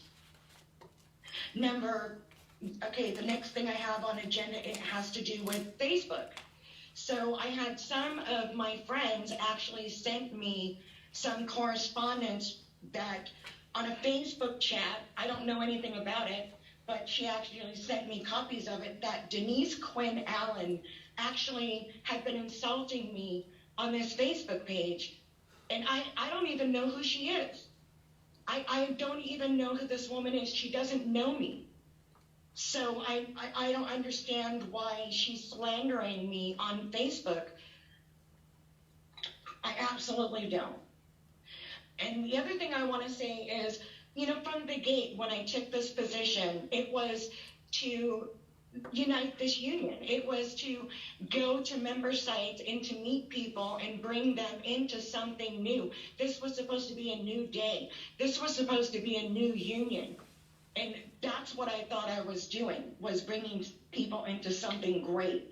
And I absolutely agree with Jorge and Angela. I mean, this board, this group of board members are absolutely going to destroy this union, because they don't even see that they're doing it, or they don't care. I'll say they don't care. They don't care that they're doing it, because I can tell you the members that I've engaged with, and I've been to at least 10 of my sites on site, and I've spent some money we have in our DLC. I brought gift cards. I brought sack lunches, individual sack lunches, and I've been spending this money meeting people, introducing myself, and you know, these other things that are going on are absolutely just making me sick. It's just too much. I think people need to get down, get over their egos and all this other stuff, and just understand that the members have voted and respect that, period. And put all this other garbage aside and let's move forward. That's all I got. All right, DLC 727 President Linda Martin, you had a lot to say. I agree. We need to respect our voters. I didn't know that Denise Quinn Allen had insulted you.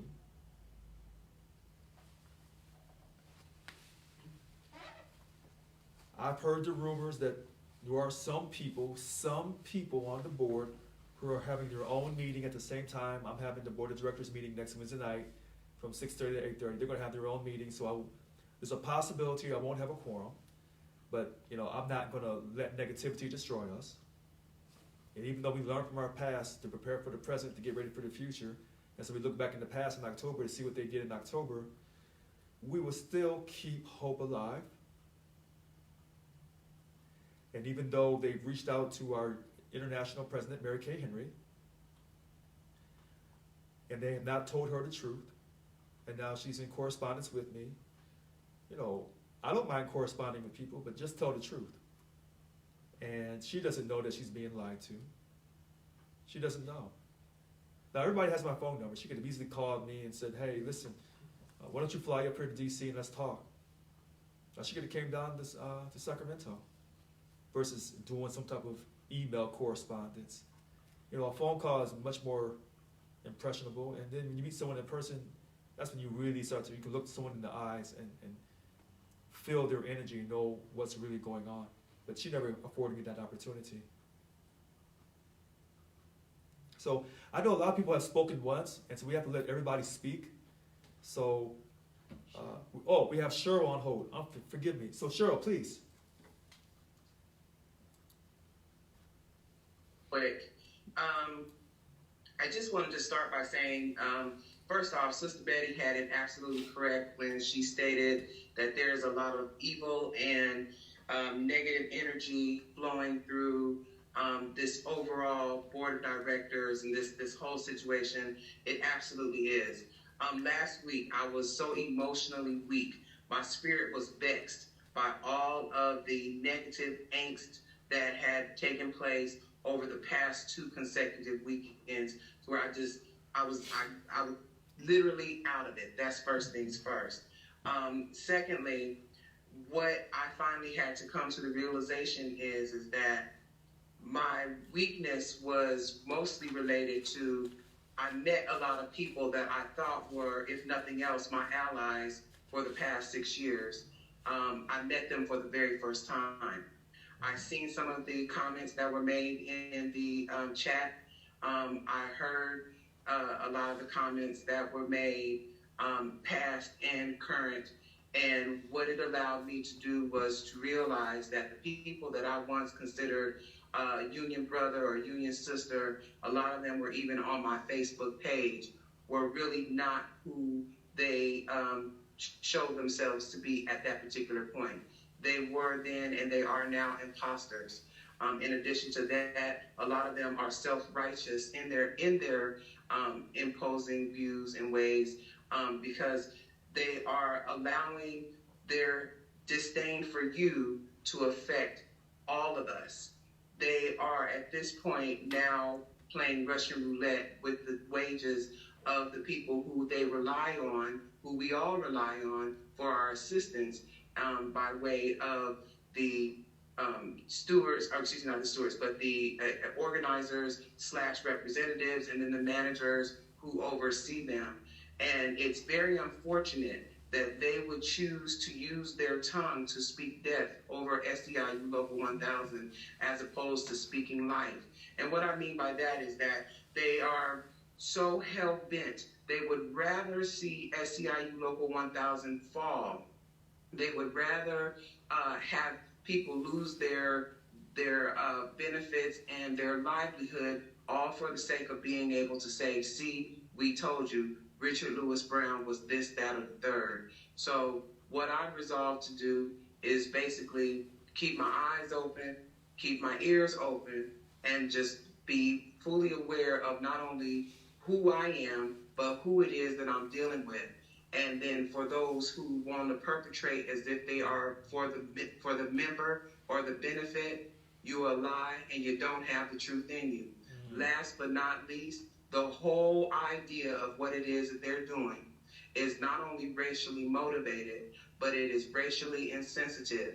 One of the first ways in which you can recognize racist behavior is when you are starting to attack a person's ability to provide for their families. Now, I'm sure either one or all of them would try to argue me and deny that they have a racist bone in their body. But the truth of the matter is that they have more than a racist bone. Their whole bodies, their skeletal frames are racist in nature, and they need deliverance.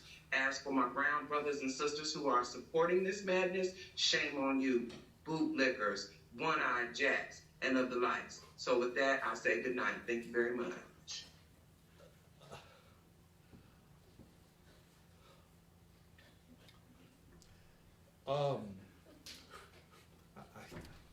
Yes, so we'll move to the next caller. I can't come behind that. So we'll go to the next caller, Evelyn B. Brown, and then we'll come back and try to address what Cheryl and what Linda has said originally. So yes, Evelyn B. Brown, please go ahead. Hello, Mr. Richard, how are you? Oh, I'm doing good. How are you? Good. I just wanted to come on and let everybody know what a great job our union is doing. Hold on one second. Hey! Be quiet. I'm talking.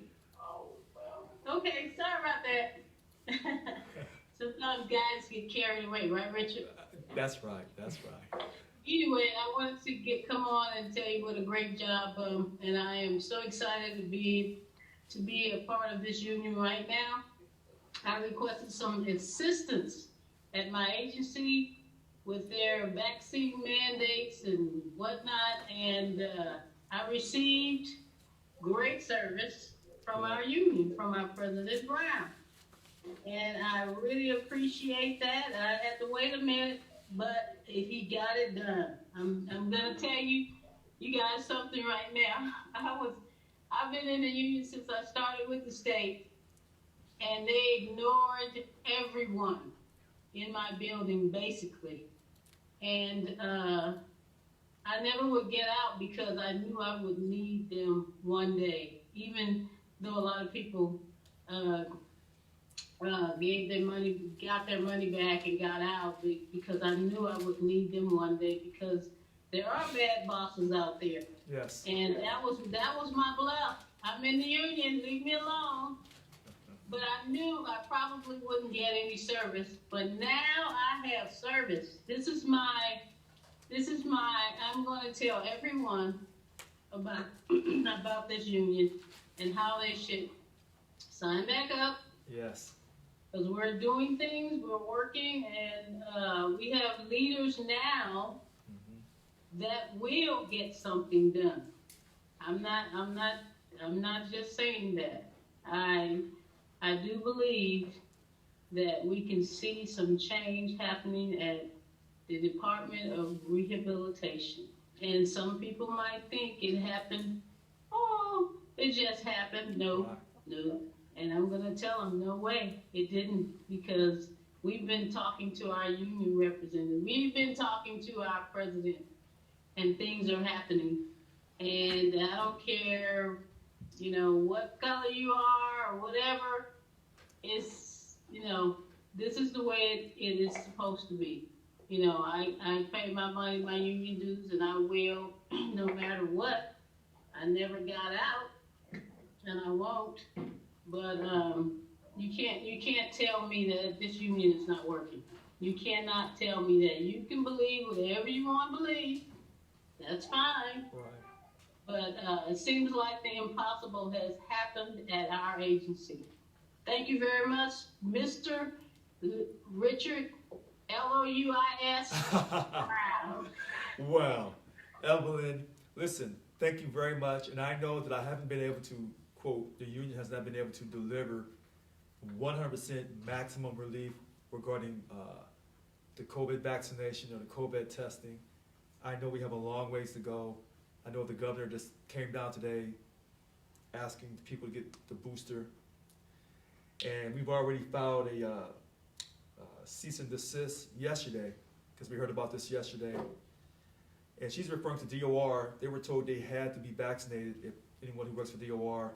Now that's been put aside for a period of time. We are fighting for our people in our union, and I know some people don't like that. Everyone has strong opinions about the vaccination and the COVID test and the religious exemption and the medical accommodation. I can't win on that. All right, next caller, Florence Stinger.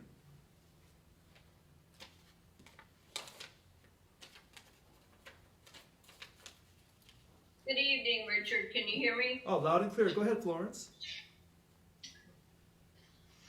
Well, I just wanted to talk a little bit about what I've heard in regards to international versus local.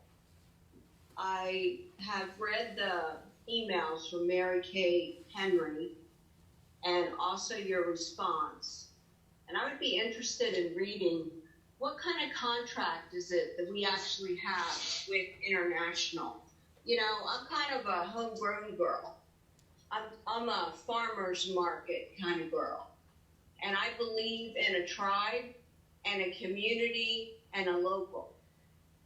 And I've talked to people that have been in the union longer than I have. who said that Local 1000 used to be a different place before they got involved with International. And some of the things that I see coming from Mary Kay Henry seem to be very biased. It seems as though there are people within Local 1000 who are running to Mary Kay Henry to tattletale and tell every little thing that takes place at Local 1000, and to try to get Mary Kay Henry to slap Richard on the wrist. And I find it, as a member, to be quite offensive, because I pay members' dues, and I am paying the bills, okay? Not Mary Kay Henry. And when I have somebody from International reaching overhead to harvest Local, I really, really despise that. That is all too familiar to me. And I really like the fact that you're trying to keep it in a home base. And so I really would, I mean, on one of your presentations, I would really be interested to see how this relationship between International and Local, what the contract is, what kind of power they have, what kind of control they have, because I find it to be, at times, even illegal. I mean, we have a certain amount of these insurrectionists who have never been elected to any position their entire life. And yet they have like a posse that runs around, and they're trying to make decisions for the members and make, to determine what's best for people. I myself was never consulted or even asked if I wanted to give $1 million to Gavin Newsom. My DLC president, Kevin Healy, just went ahead and decided. He just voted without checking with any members about that. Why? Because International must treat him with kid gloves and must got some benefits there because Yvonne Walker was real friendly with International. So I would really like to try to re-examine this relationship that we have with International that's reaching down into our pockets. And I also would like to know what we are responsible for as members and what comes out of our paycheck for OPEB. What exactly is it that we are mandated to pay and what we're not? Because I don't want to pay any money to International if I don't have to. I believe that the Local 1000 is for the people, and I think the more that we can bring it back to the local, to the tribal, to the community, which is severely lacking now, severely lacking. And this is another reason why I enjoy your presidency, Richard, because you do bring it back to the local. You bring it back to the here, the now. What are our needs that we need to help our people? And that's what a labor movement is. I'm not here to support somebody's social justice issue or to go off on a tangent on some kind of something that they want as far as Gavin Newsom to promote, and they're leaving their members in the dust, but they're using their DLC presidency to wave a flag because that's what they believe in. I'm not here for that. I'm here, my dad was a Teamster, and he ran the DLC district of Philadelphia, Pennsylvania, in the Italian market where Jimmy Hoffa was, okay? So we used to have people coming down the neighborhood to shake it down, and, a certain amount of money went over to Hoffa that shouldn't have went. I know all how this business operates. And what I'm seeing from International now brings back all of that. Okay, this is not the first time I've been through this or that I have felt this vibe. And when I feel that there is a harvesting going on of us, when we're footing the bills, when we're paying, taking, everybody puts in a little bit different amount because of the amount that they're making. But the bottom line is all the members are the ones that are actually paying the bills. And it is the members that should be deciding. And kudos to you, Richard. Kudos to you for taking the time for once in the member's life to have us, give us the platform so that we could speak and we could speak our mind, and it didn't matter who was behind us. What mattered was the members who were paying the bills. That's what matters. And so I just wanted to say that if you could give us something as far as what our relationship is with International, what we are mandated to participate in, what we're not, and if we can, as members, vote how much influence that they are allowed in our local community, and if there's a way that we have a say in that, I would really be interested in finding out that information. And I just want to lastly say that I have been a steward for a couple years now. I was the first steward at my job site. The first steward there in 15 years. And it wasn't an easy transition. It was a very difficult transition. Since then, I have brought in 2 other stewards. And I will say that when I came into Local 1000 and I tried to find out information about it, we had an index card on our union board that was oxidized. And everybody would say to me, oh, don't call the union because they never call you back.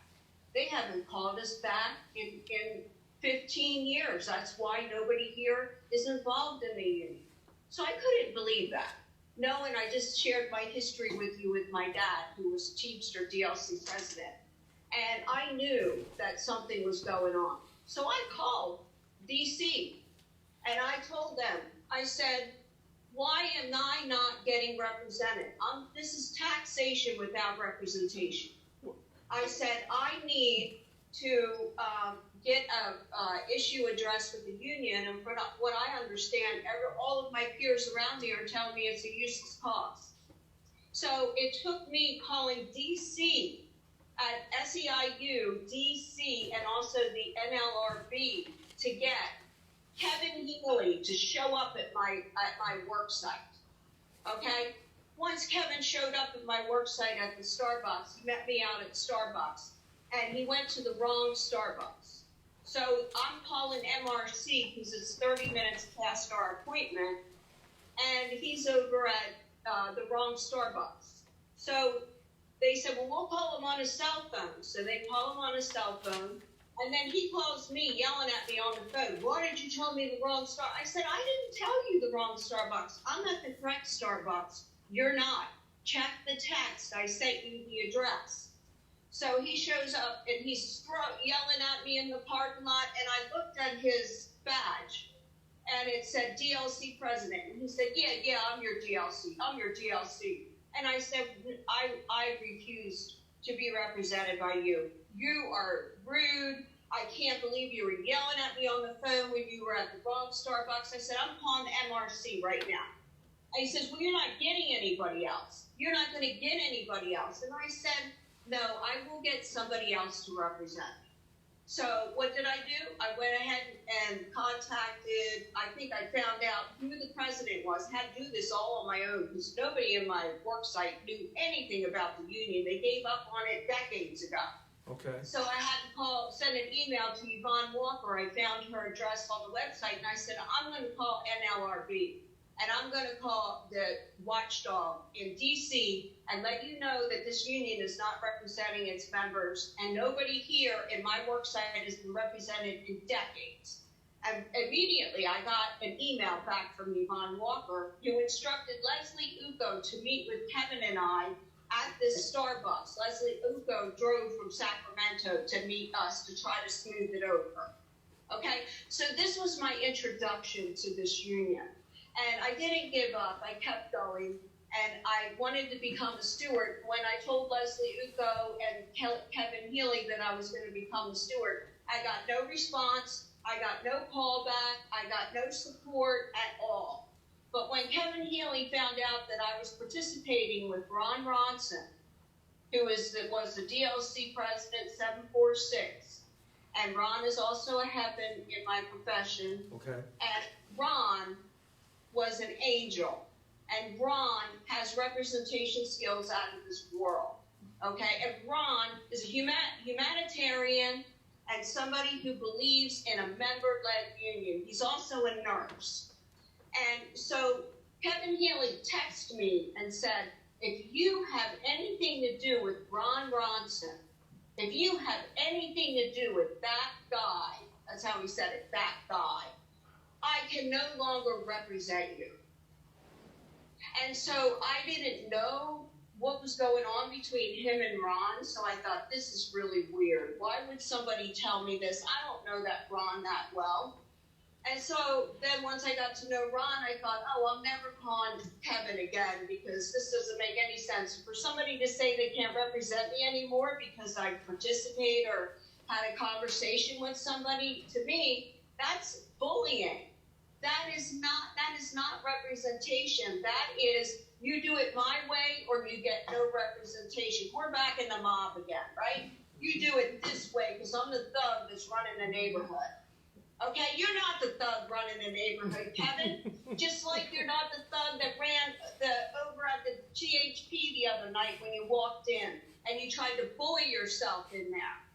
And when I was in there and I was trying to do a membership drive, you came in and I had an appointment in an email from the supervisor of that facility that said that I could go to the lunchroom and meet with the members and do a membership drive.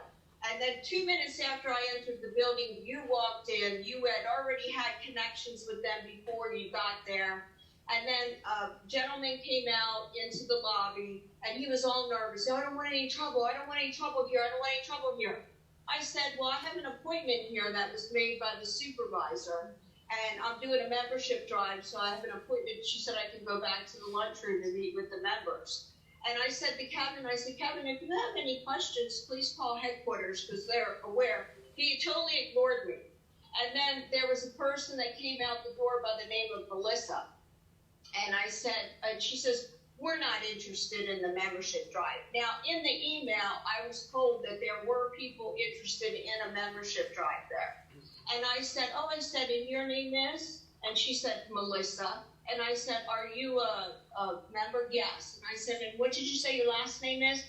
And Kevin spoke right up and he said, you don't have to tell her that information.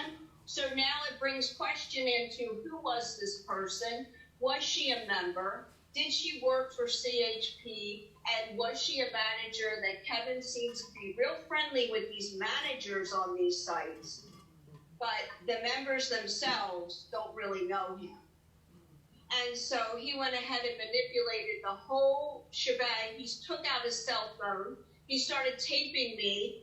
And I said, Kevin, could you please put your cell phone down? I said, I'm not agreeing. I just wanted to be clear. I'm not agreeing for you to tape me at all, at any time. Please stop taping me. This is in the lobby, and this is a place that's under high surveillance. Very easily to check the tape on this. And so he didn't. He just kept taping me. And it made SEIU look bad. It made SEI look like we had infighting going on. Here's one person showing up that's doing a membership drive. And then all of a sudden, here comes the thug at his back door. You got to leave now. Okay? So I thought, you know what? This is just crazy. And so I didn't want to make a scene. I just said, I'm going to address this with headquarters. And I left the premises. And he stayed on site. So I still question who this Melissa is. And what gives Melissa the right to come out and into the lobby and say no members are interested? What gives Melissa the right to come out and speak for other people? She doesn't have that right. And I really wonder if she was even a member or somebody that Kevin texted on his way there and said, meet me in the lobby and tell her this so that she won't have access to the break room. It was so unprofessional, and it just reeks of his involvement with international. He was on union leave for 5 years, and then he's going around claiming everybody else is on leave for months, and he wants a full accounting. I owe him no full accounting of anything. Okay? He never once came over and helped anybody at my site. If anything, he created division in my site. We had a person by the name of Janice Minotti who actually applied and wanted to be a steward. She was very instrumental in getting things done at SEIU. And what happened was Yvonne Walker knew that. So when Yvonne Walker didn't want her around, so she used Kevin. And she got Kevin involved and said, this one, and Annika Walls was involved in the rejection of Janice Minotti also. Annika Walls stamped rejection on her application. And she said that Yvonne Walker did not want Jan in there because she had created some kind of ruckus, and it had to do with the strike fund that we didn't have. And we were trying to get things done in a certain way because we had no power, because we don't have any strike fund. With no strike fund, you have no power to negotiate. So she knew we were becoming powerful, and Jan was a leader at my at my work site, and they wanted her out. And she got the nastiest, the most worst spirit-breaking letter. I could show it to you, Richard.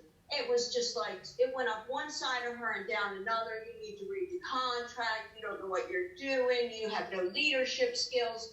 On and on it went. It was so spirit-breaking. Okay, it was horrible, and then that created a rift in our site, and you know, so it started creating a division, a divide, and it was not good at all, not good at all. So I just, you know, I'm tired of these board of directors that come forward and they want to usurp you. And when they usurp you, they usurp my vote. I'm not here to have my vote discounted. Okay, I'm not here so that a mob can come through and to say, you know, start the bar, we want 10% off the top, you know, this kind of stuff. Okay, this kind of stuff goes on in the kind of Teamsters and with the mob and so forth. And this is what this reminds me of. We the people spoke. We the people spoke. And this is our community. Mary Kay Henry can butt her nose out, okay? We pay the bills, and I'm a little tired of hearing from her. And that's all I'm going to say, Richard. Thank you for listening. Okay, so Florence Stinger, Cheryl Allen, and Linda Martin. It appears that tonight, normally when I say the night's gonna be hot, I tell you ahead of time tonight's gonna be a hot night, and I didn't say that tonight. I thought tonight was gonna be kind of a quiet night, but it appears that people have strong feelings. I hear that there are things being said in the chat room tonight about me, which could be considered slanderous, or maybe not. So, Florence asked about our agreement with International. If you look on our website under resources, you'll see our SEIU International Agreement from 2004. It's a few pages long. And I think we also put up there the SEIU 2020 Constitution as well. And everybody has strong opinions, and I'm not sure if anyone realizes, but we pay International because we're, quote, like a franchisee. We give them money, and then we wear their colors, purple and orange, and we carry out their political agendas. So if you ever wondered why we're always involved in this social justice situation, it's because of International. And so when I was running, and I said, hey, we don't want to, we want to get out of that social justice. We want to, quote, focus on ourselves, focus on getting secure contracts. And, when you're involved in International, you have to, quote, carry out their agendas. So when Flo was asking what's really going on, well, we paid them $685,000 a month. Wow. To be part of them. And we also pay another $55,000 a month to be part of SEIU State Council here in California. Because they do things here in California that are, quote, for the state of California. while we also carry out the agenda from international. And so last summer, when we were involved in the Black Lives Matter movement, that was really from international. That was one of the things that they were sponsoring, because international was able to go out and get people to unionize and get those people to pay them money by promoting social justice issues that, you know, people feel strongly about. So it's a great recruiting tool. But for a union as big as ourselves, you would wonder, do we really need international? So then the question would come up.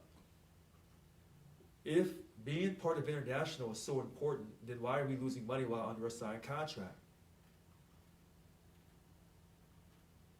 So when Flo and others have said, why is Mary Kay Henry sticking her nose into this situation when she never did that years ago, when the former VPs were having a hard time dealing with the former president, and how Mary Kay Henry never got involved in that? There's a difference with me being the head of the union. So now she wants to get involved because she knows I don't believe in political spending. So then someone would say, well, Richard, in your 2021 campaign brochure, in your notarized letter, I believe on August 27th or July 27th, one of those dates, you stated that we should sever our ties with international. And that's why international is trying to come and get you out of here, because they're afraid that they're going to lose money. Well, you could never break away from international because the membership would have to vote for that. Well, as they told you, I only won with 2,637 votes, so I don't really have a mandate for membership to break away from anybody.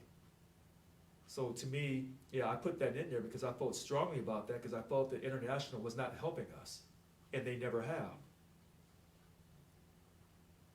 And so everyone has strong opinions about that affiliation.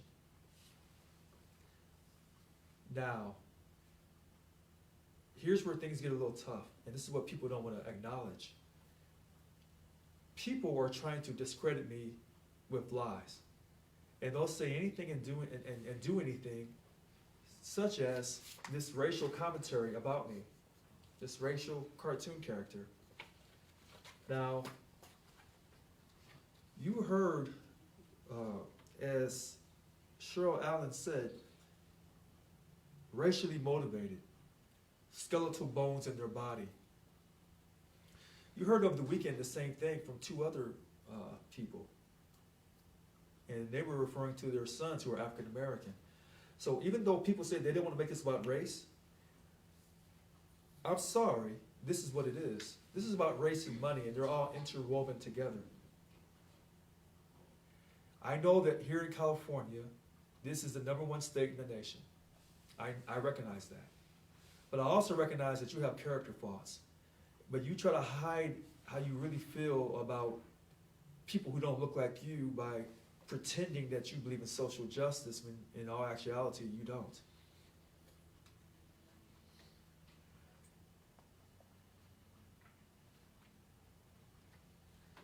The contract with SEIU International is on our website. I told you the money we pay every month, $685,000. We pay an additional amount of money called COPE money. That money ranges on our per caps, and I think it's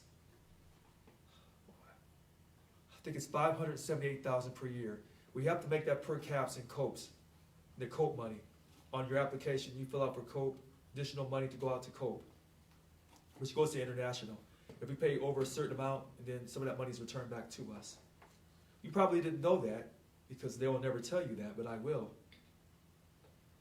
And $55,000 a month for SEIU State Council. So this is a lot of money that if we controlled our own money, we would control our own destiny. So if you're wondering why it's so urgent for the insurrectionists to remove me from office, there's a number of reasons why. But for the fact that I'm going to fight for you, that we're going to enforce our contract like we're doing right now, and we're going to get a 21% pay increase across the board for everyone equally in the next contract, which means that we have to bargain and bargain in good faith and fight like heck until we reach a legal impasse. And should we reach a legal impasse and we take a strike vote and it comes back yes, we'll shut the state down. Here's where things get tougher. Forget the fact that I'm black, even though you can't. Florence Singer said something that shook me. And I don't want to say it scared me, but the message was received. She brought up Mr. Hoffa. I say Mr. Hoffa. She talked about her father being a Teamster.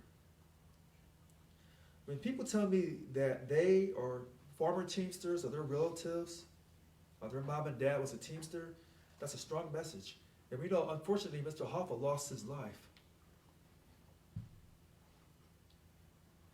So when Florence Stinger says that she can feel that vibe in the air on what's going on, she's right.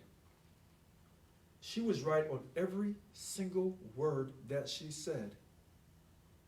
Period.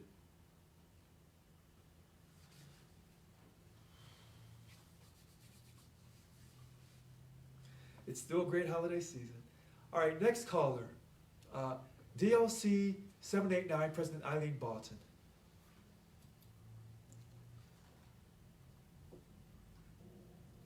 Good evening. Hi. Hi, how are you? I'm good. Send along my cake and the mess. Oh, yes. To all my relatives. It's good to be here.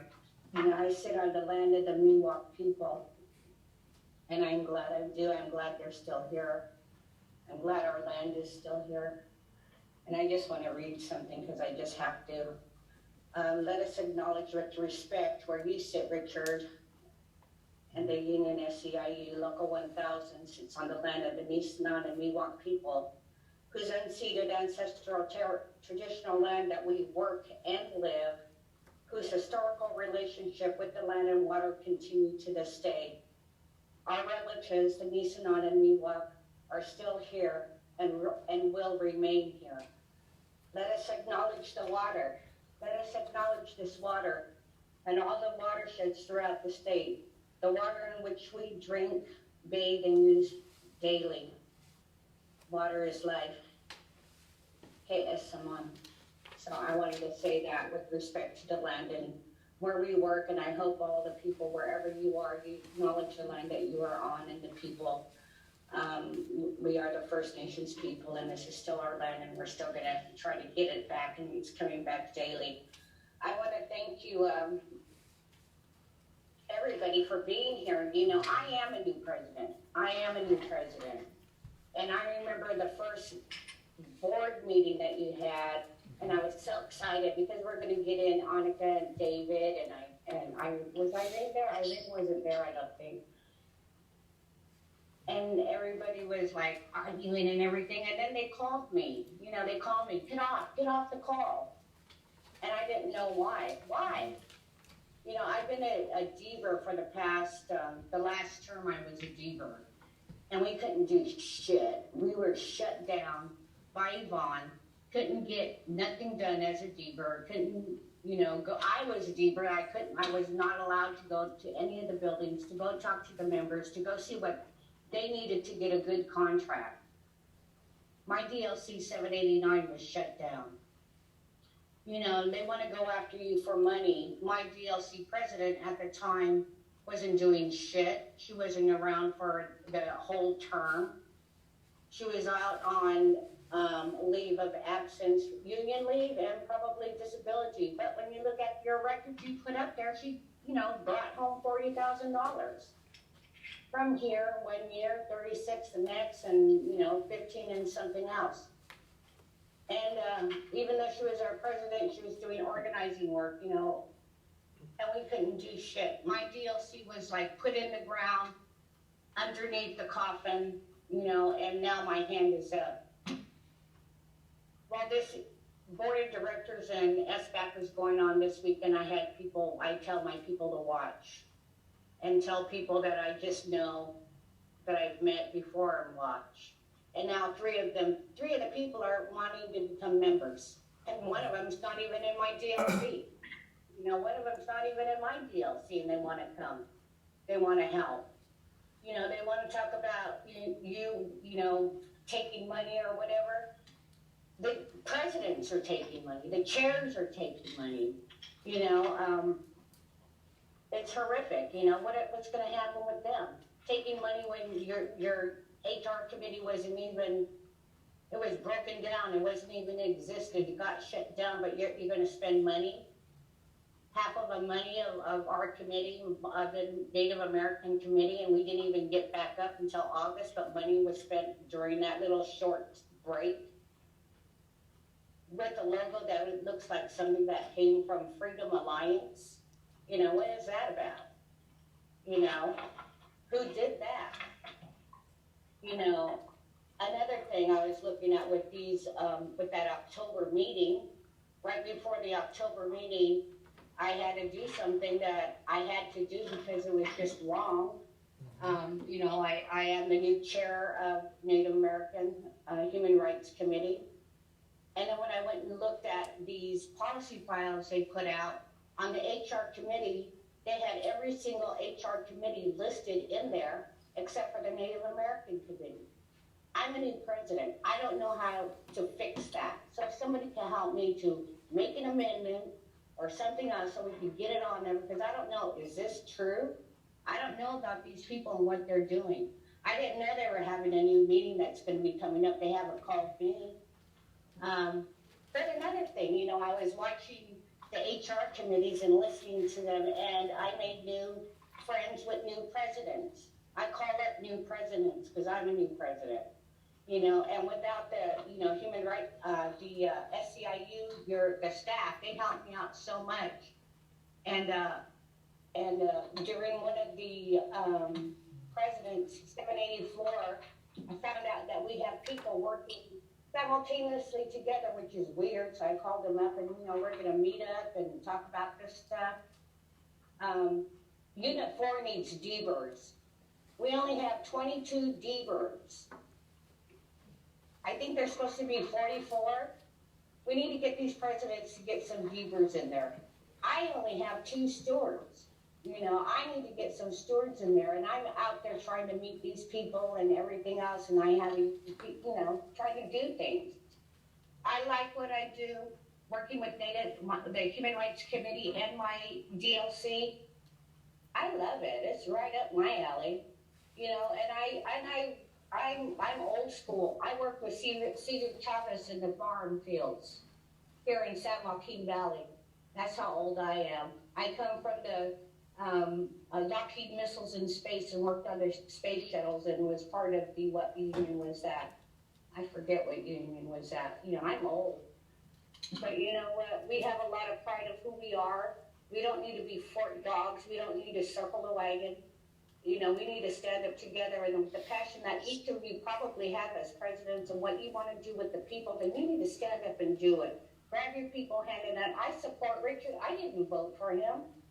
I support him, and I support his executive team. Everything that I needed to get my DLC of all the reports and everything else that he promised he would get, he gave, and we're utilizing it. I've been having meetings left and right with everywhere.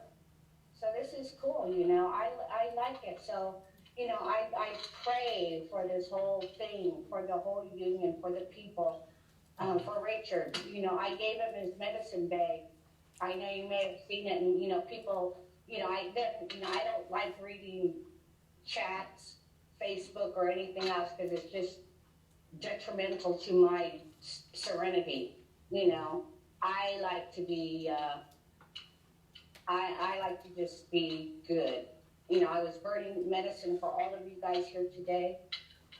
So with that, thank you, Richard, for everything you do.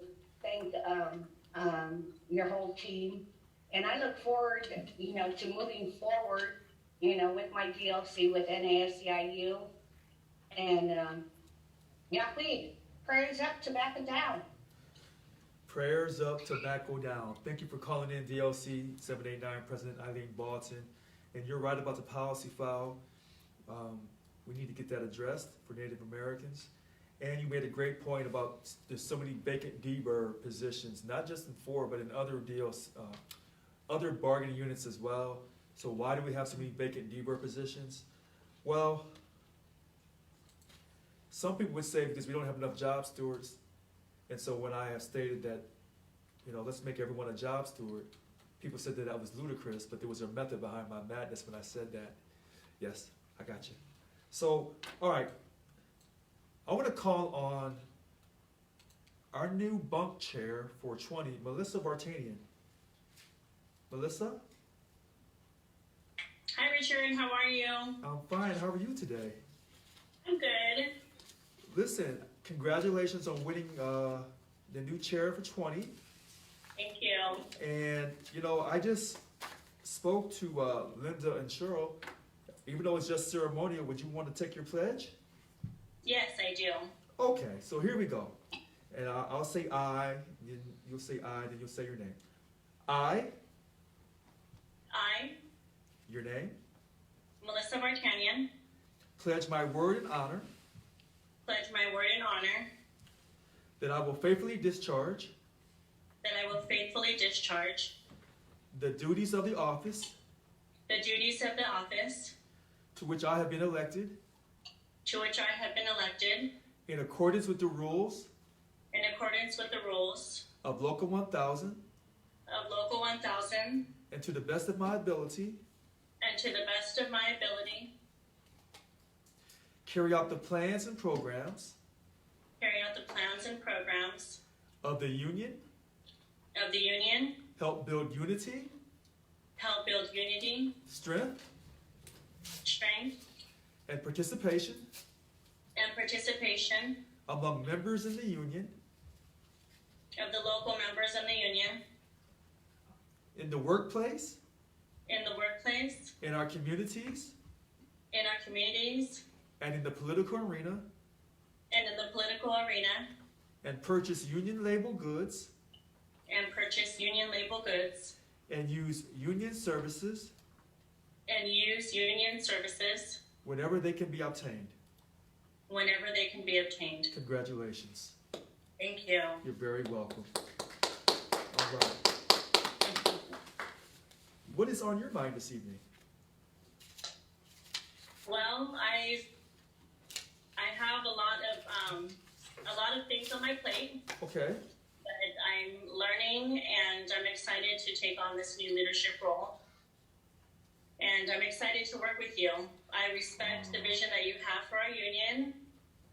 And I'm actually excited about what's to come in the future for our union. And I'm excited to be working with you, Richard. Melissa, it's a true pleasure to be working with you. You know, we'll learn, I guess we'll learn as we go. You know, hopefully your transition will be much more easier than mine. And I'm going to do everything I can to assist you. Thank you. To ensure that you're able to get the best contract for bargaining unit 20 along with the vice chair and alt chair and your bunk members and all of your D-birds in bargaining unit 20. I think that's fantastic. Thank you. You are very welcome, and I won't hold you unless you have something else to say. I know it's getting late, and a few people have already spoken, and I want to read one last impact statement, and then we'll try to get to these last few. We may get to these people one more time, if they can make it kind of quick, because I know it's 9:02. Is there anything else you would like to say? No, I'm good. Thank you very much for everything that you're doing for us. I got you covered. Thank you so much. Okay, so I'm going to read this one last impact statement. So here we go. For the last couple decades, information has moved faster and farther than ever before, all thanks to the internet. Yet the interwebs makes no distinction between fact or fiction, and in many instances assists bad information in traveling faster. Today, a person's credibility is judged by their social media presence or how many followers they have instead of their character and soundness of arguments. On June 9th, exactly 1 week after the announcement of Richard Lewis Brown's election victory, an all-out media campaign to slander him was launched. The article borders on being a dumpster fire of journalistic malfeasance. Filled with unsubstantiated rumor and innuendo, the article drops well-worn 2013-style blue dog talking points of Fox News, wink and nod, and everyone knows statements. Facts. Incumbents run on their record. The article leans heavy into President Walker's 13-year history from a boots-on-the-ground perspective and provides the missing context why this election defeat was long overdue. Previous coverage has been so grossly biased that this impact statement is needed to return the discussion to an equal footing. To date, all coverage has been to sell fear and smear Richard as a right-winger, right-to-work, Freedom Foundation tool, when the reality is he's a throwback union reformer. Unlike the aforementioned article, I will lay out some facts that have still gone unreported by any media outlet. SEIU Local 1000 is painfully divided into warring factions. It has operated for the most part behind closed doors and led by a dictatorial union boss for the last 13 years. In this time, President Yvonne Walker has been able to surround herself with sycophantic followers, all too willing to sell out the membership if it meant currying favor with Mama Bear. In the 13 years Yvonne Walker sat at the helm, dues-paying membership has nosedived to a fraction it once had. Since 2008, the trend has continued in its downward spiral. Under Yvonne Walker, state employees have lost several days of pay to every California governor, regardless of their political party. During contract bargaining in 2016, Yvonne Walker walked away from contract negotiations to prioritize and force a statewide officer stipend during a 22-hour marathon council session. After returning to the bargaining table, received a lesser offer and announced the contract had been ratified through a pre-recorded video without ever divulging the results of the membership vote. During 2018 contract negotiations, Yvonne Walker lied to the membership by stating that retirement health benefits were not a guaranteed right, despite the fact it was expressly spelled out in California Government Code. And I think that Government Code was 22871, if I remember correctly. So, power concedes nothing without a demand. It never did, and it never will. Find out just what any people will quietly submit to, and you have found out the exact measure of injustice and wrong which will be imposed upon them. The person who said that was Frederick Douglass. This is way back in the old times, as we would say. While the old guard is gone, her leaning-like followers are still present and reeling from their demagogue election loss. The full-throated volume from them have increased exponentially, but their numbers continue to wane. Screaming with their hair on fire is only a desperate cry for the return to the bygone days where they could operate in the dark corners unquestioned. Yet, if you scratch the surface of their vitriol against the new president, you will find no substance to their alarmist squawking. Despite all of the made-up garbage that has been disproven as lies, it has not stopped the Facebook crowd from repeating them or inventing new ones. The constant drumbeat of fact-free labels invented by a small, organized, loyalist group and their cult followers has only served to brainwash themselves into believing their own hate speech.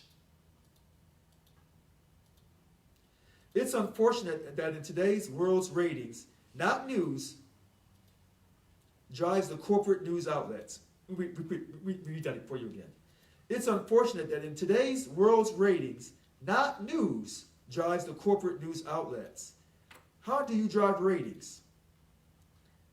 By simply providing even more sensationalism than your competition.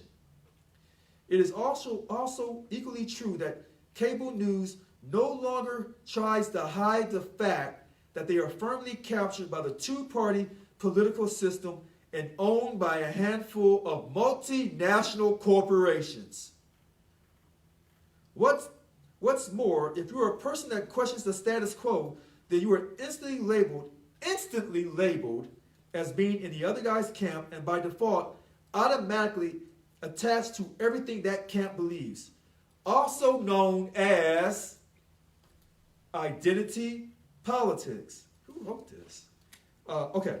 For instance, one particular theme that continued to surface in the article is Richard Lewis Brown's appearance on Fox News.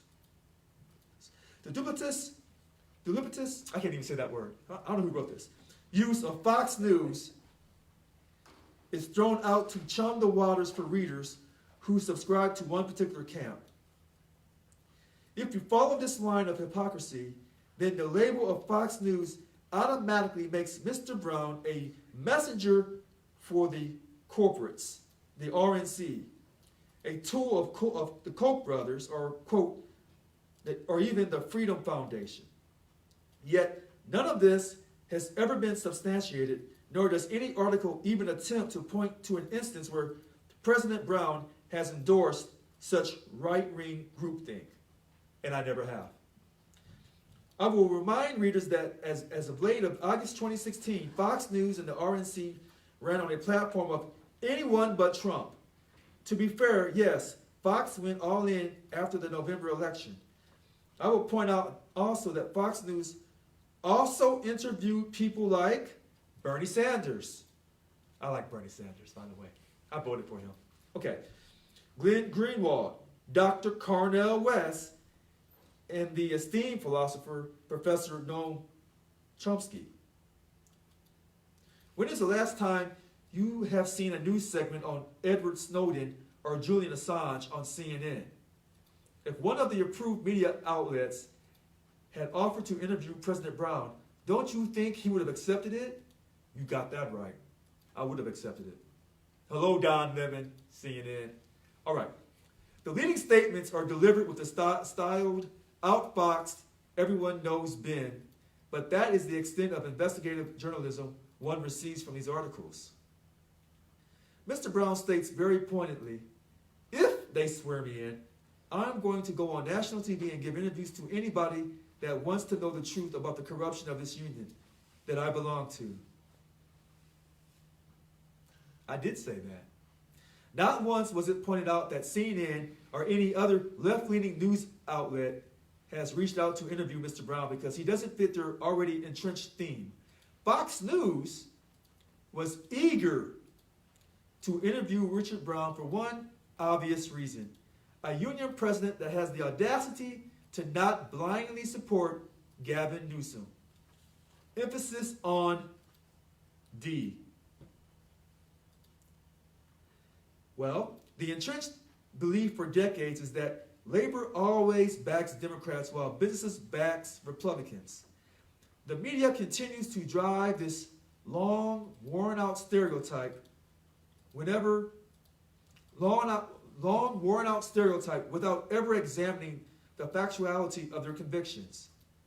If you are a good, insert political party, you don't have to question the status quo. How many remember that President Clinton, who was a Democrat, signed the NAFTA into law? Who remembers that? When California went into COVID-19 lockdown, one of the first things Democratic Governor Newsom did was the same thing the two previous governors had done. Balance the budget on the backs of state employees. Under SIU Local 1000 President Yvonne Walker, both Governor Brown, a Democrat, and Schwarzenegger, a Republican, cut state employee pay. In 2020, a side letter agreement was reached while under a signed contract where Yvonne Walker unilaterally gave up 2 days of pay. State employees represented by Local 1000 has not fared well under President Walker's 13 years, regardless of the governor's political party. And I said this so many times in my campaign. Instead of clinging to the now disproved theory that bribing politicians to do their job is just the way things get done, we can now have a more balanced foundation for discussion. The article went to great length to emphasize Richard Lewis Brown's cardinal sin of not supporting the Democrat, Gavin Newsom, but only Fox News reported Brown is not endorsing any candidate in the recall election. This important piece of information wasn't even mentioned, nor does it fit the characterization the opposition so desperately wants to prove. Sure, the Koch Foundation, Rush, Limbaugh, Sean Hannity, or fill in your own ideologue will rant about special interest donations while at the same time looking the other way for their approved funneling of corporate dollars into Republican coffers. The truth is, according to OpenSecrets.org, labor has consistently ranked 12th in total lobby dollars since 1998 and remains minuscule to other sectors like health insurance, banking, and defense. You know what? It's 9:14. This thing, I don't know who wrote this, but they on it. They've worn, okay, we'll have to stop here. They've worn me down. That's hard to do. I don't know who wrote this, but obviously their writing skills is just off the chart. They've worn me down. So we're going to stop here at 9:15. I've said more big words tonight than I've said my entire life. Okay, so I know where I'm at, and we stopped here at health insurance, banking, and defense.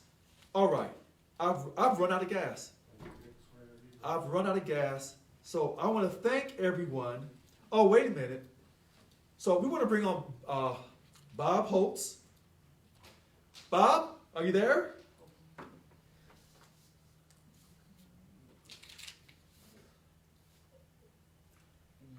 Hello, Bob. Bob? He's not on anymore. Okay, so there's no Bob Holtz. All right. It is 9:16. If you're tired tonight, I don't blame you.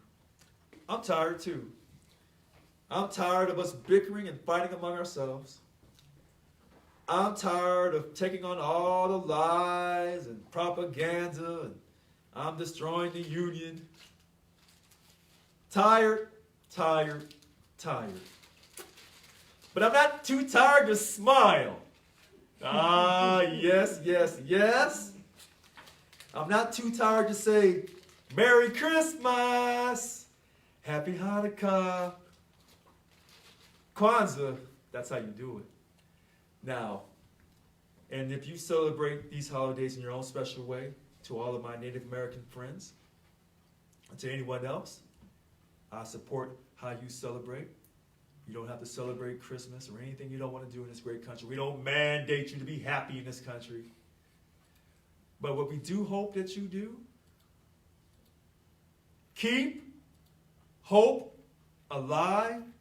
Don't stop believing, because faith is a substance of things hoped for, but evidence of things not seen. I'm done for this evening. Bye-bye.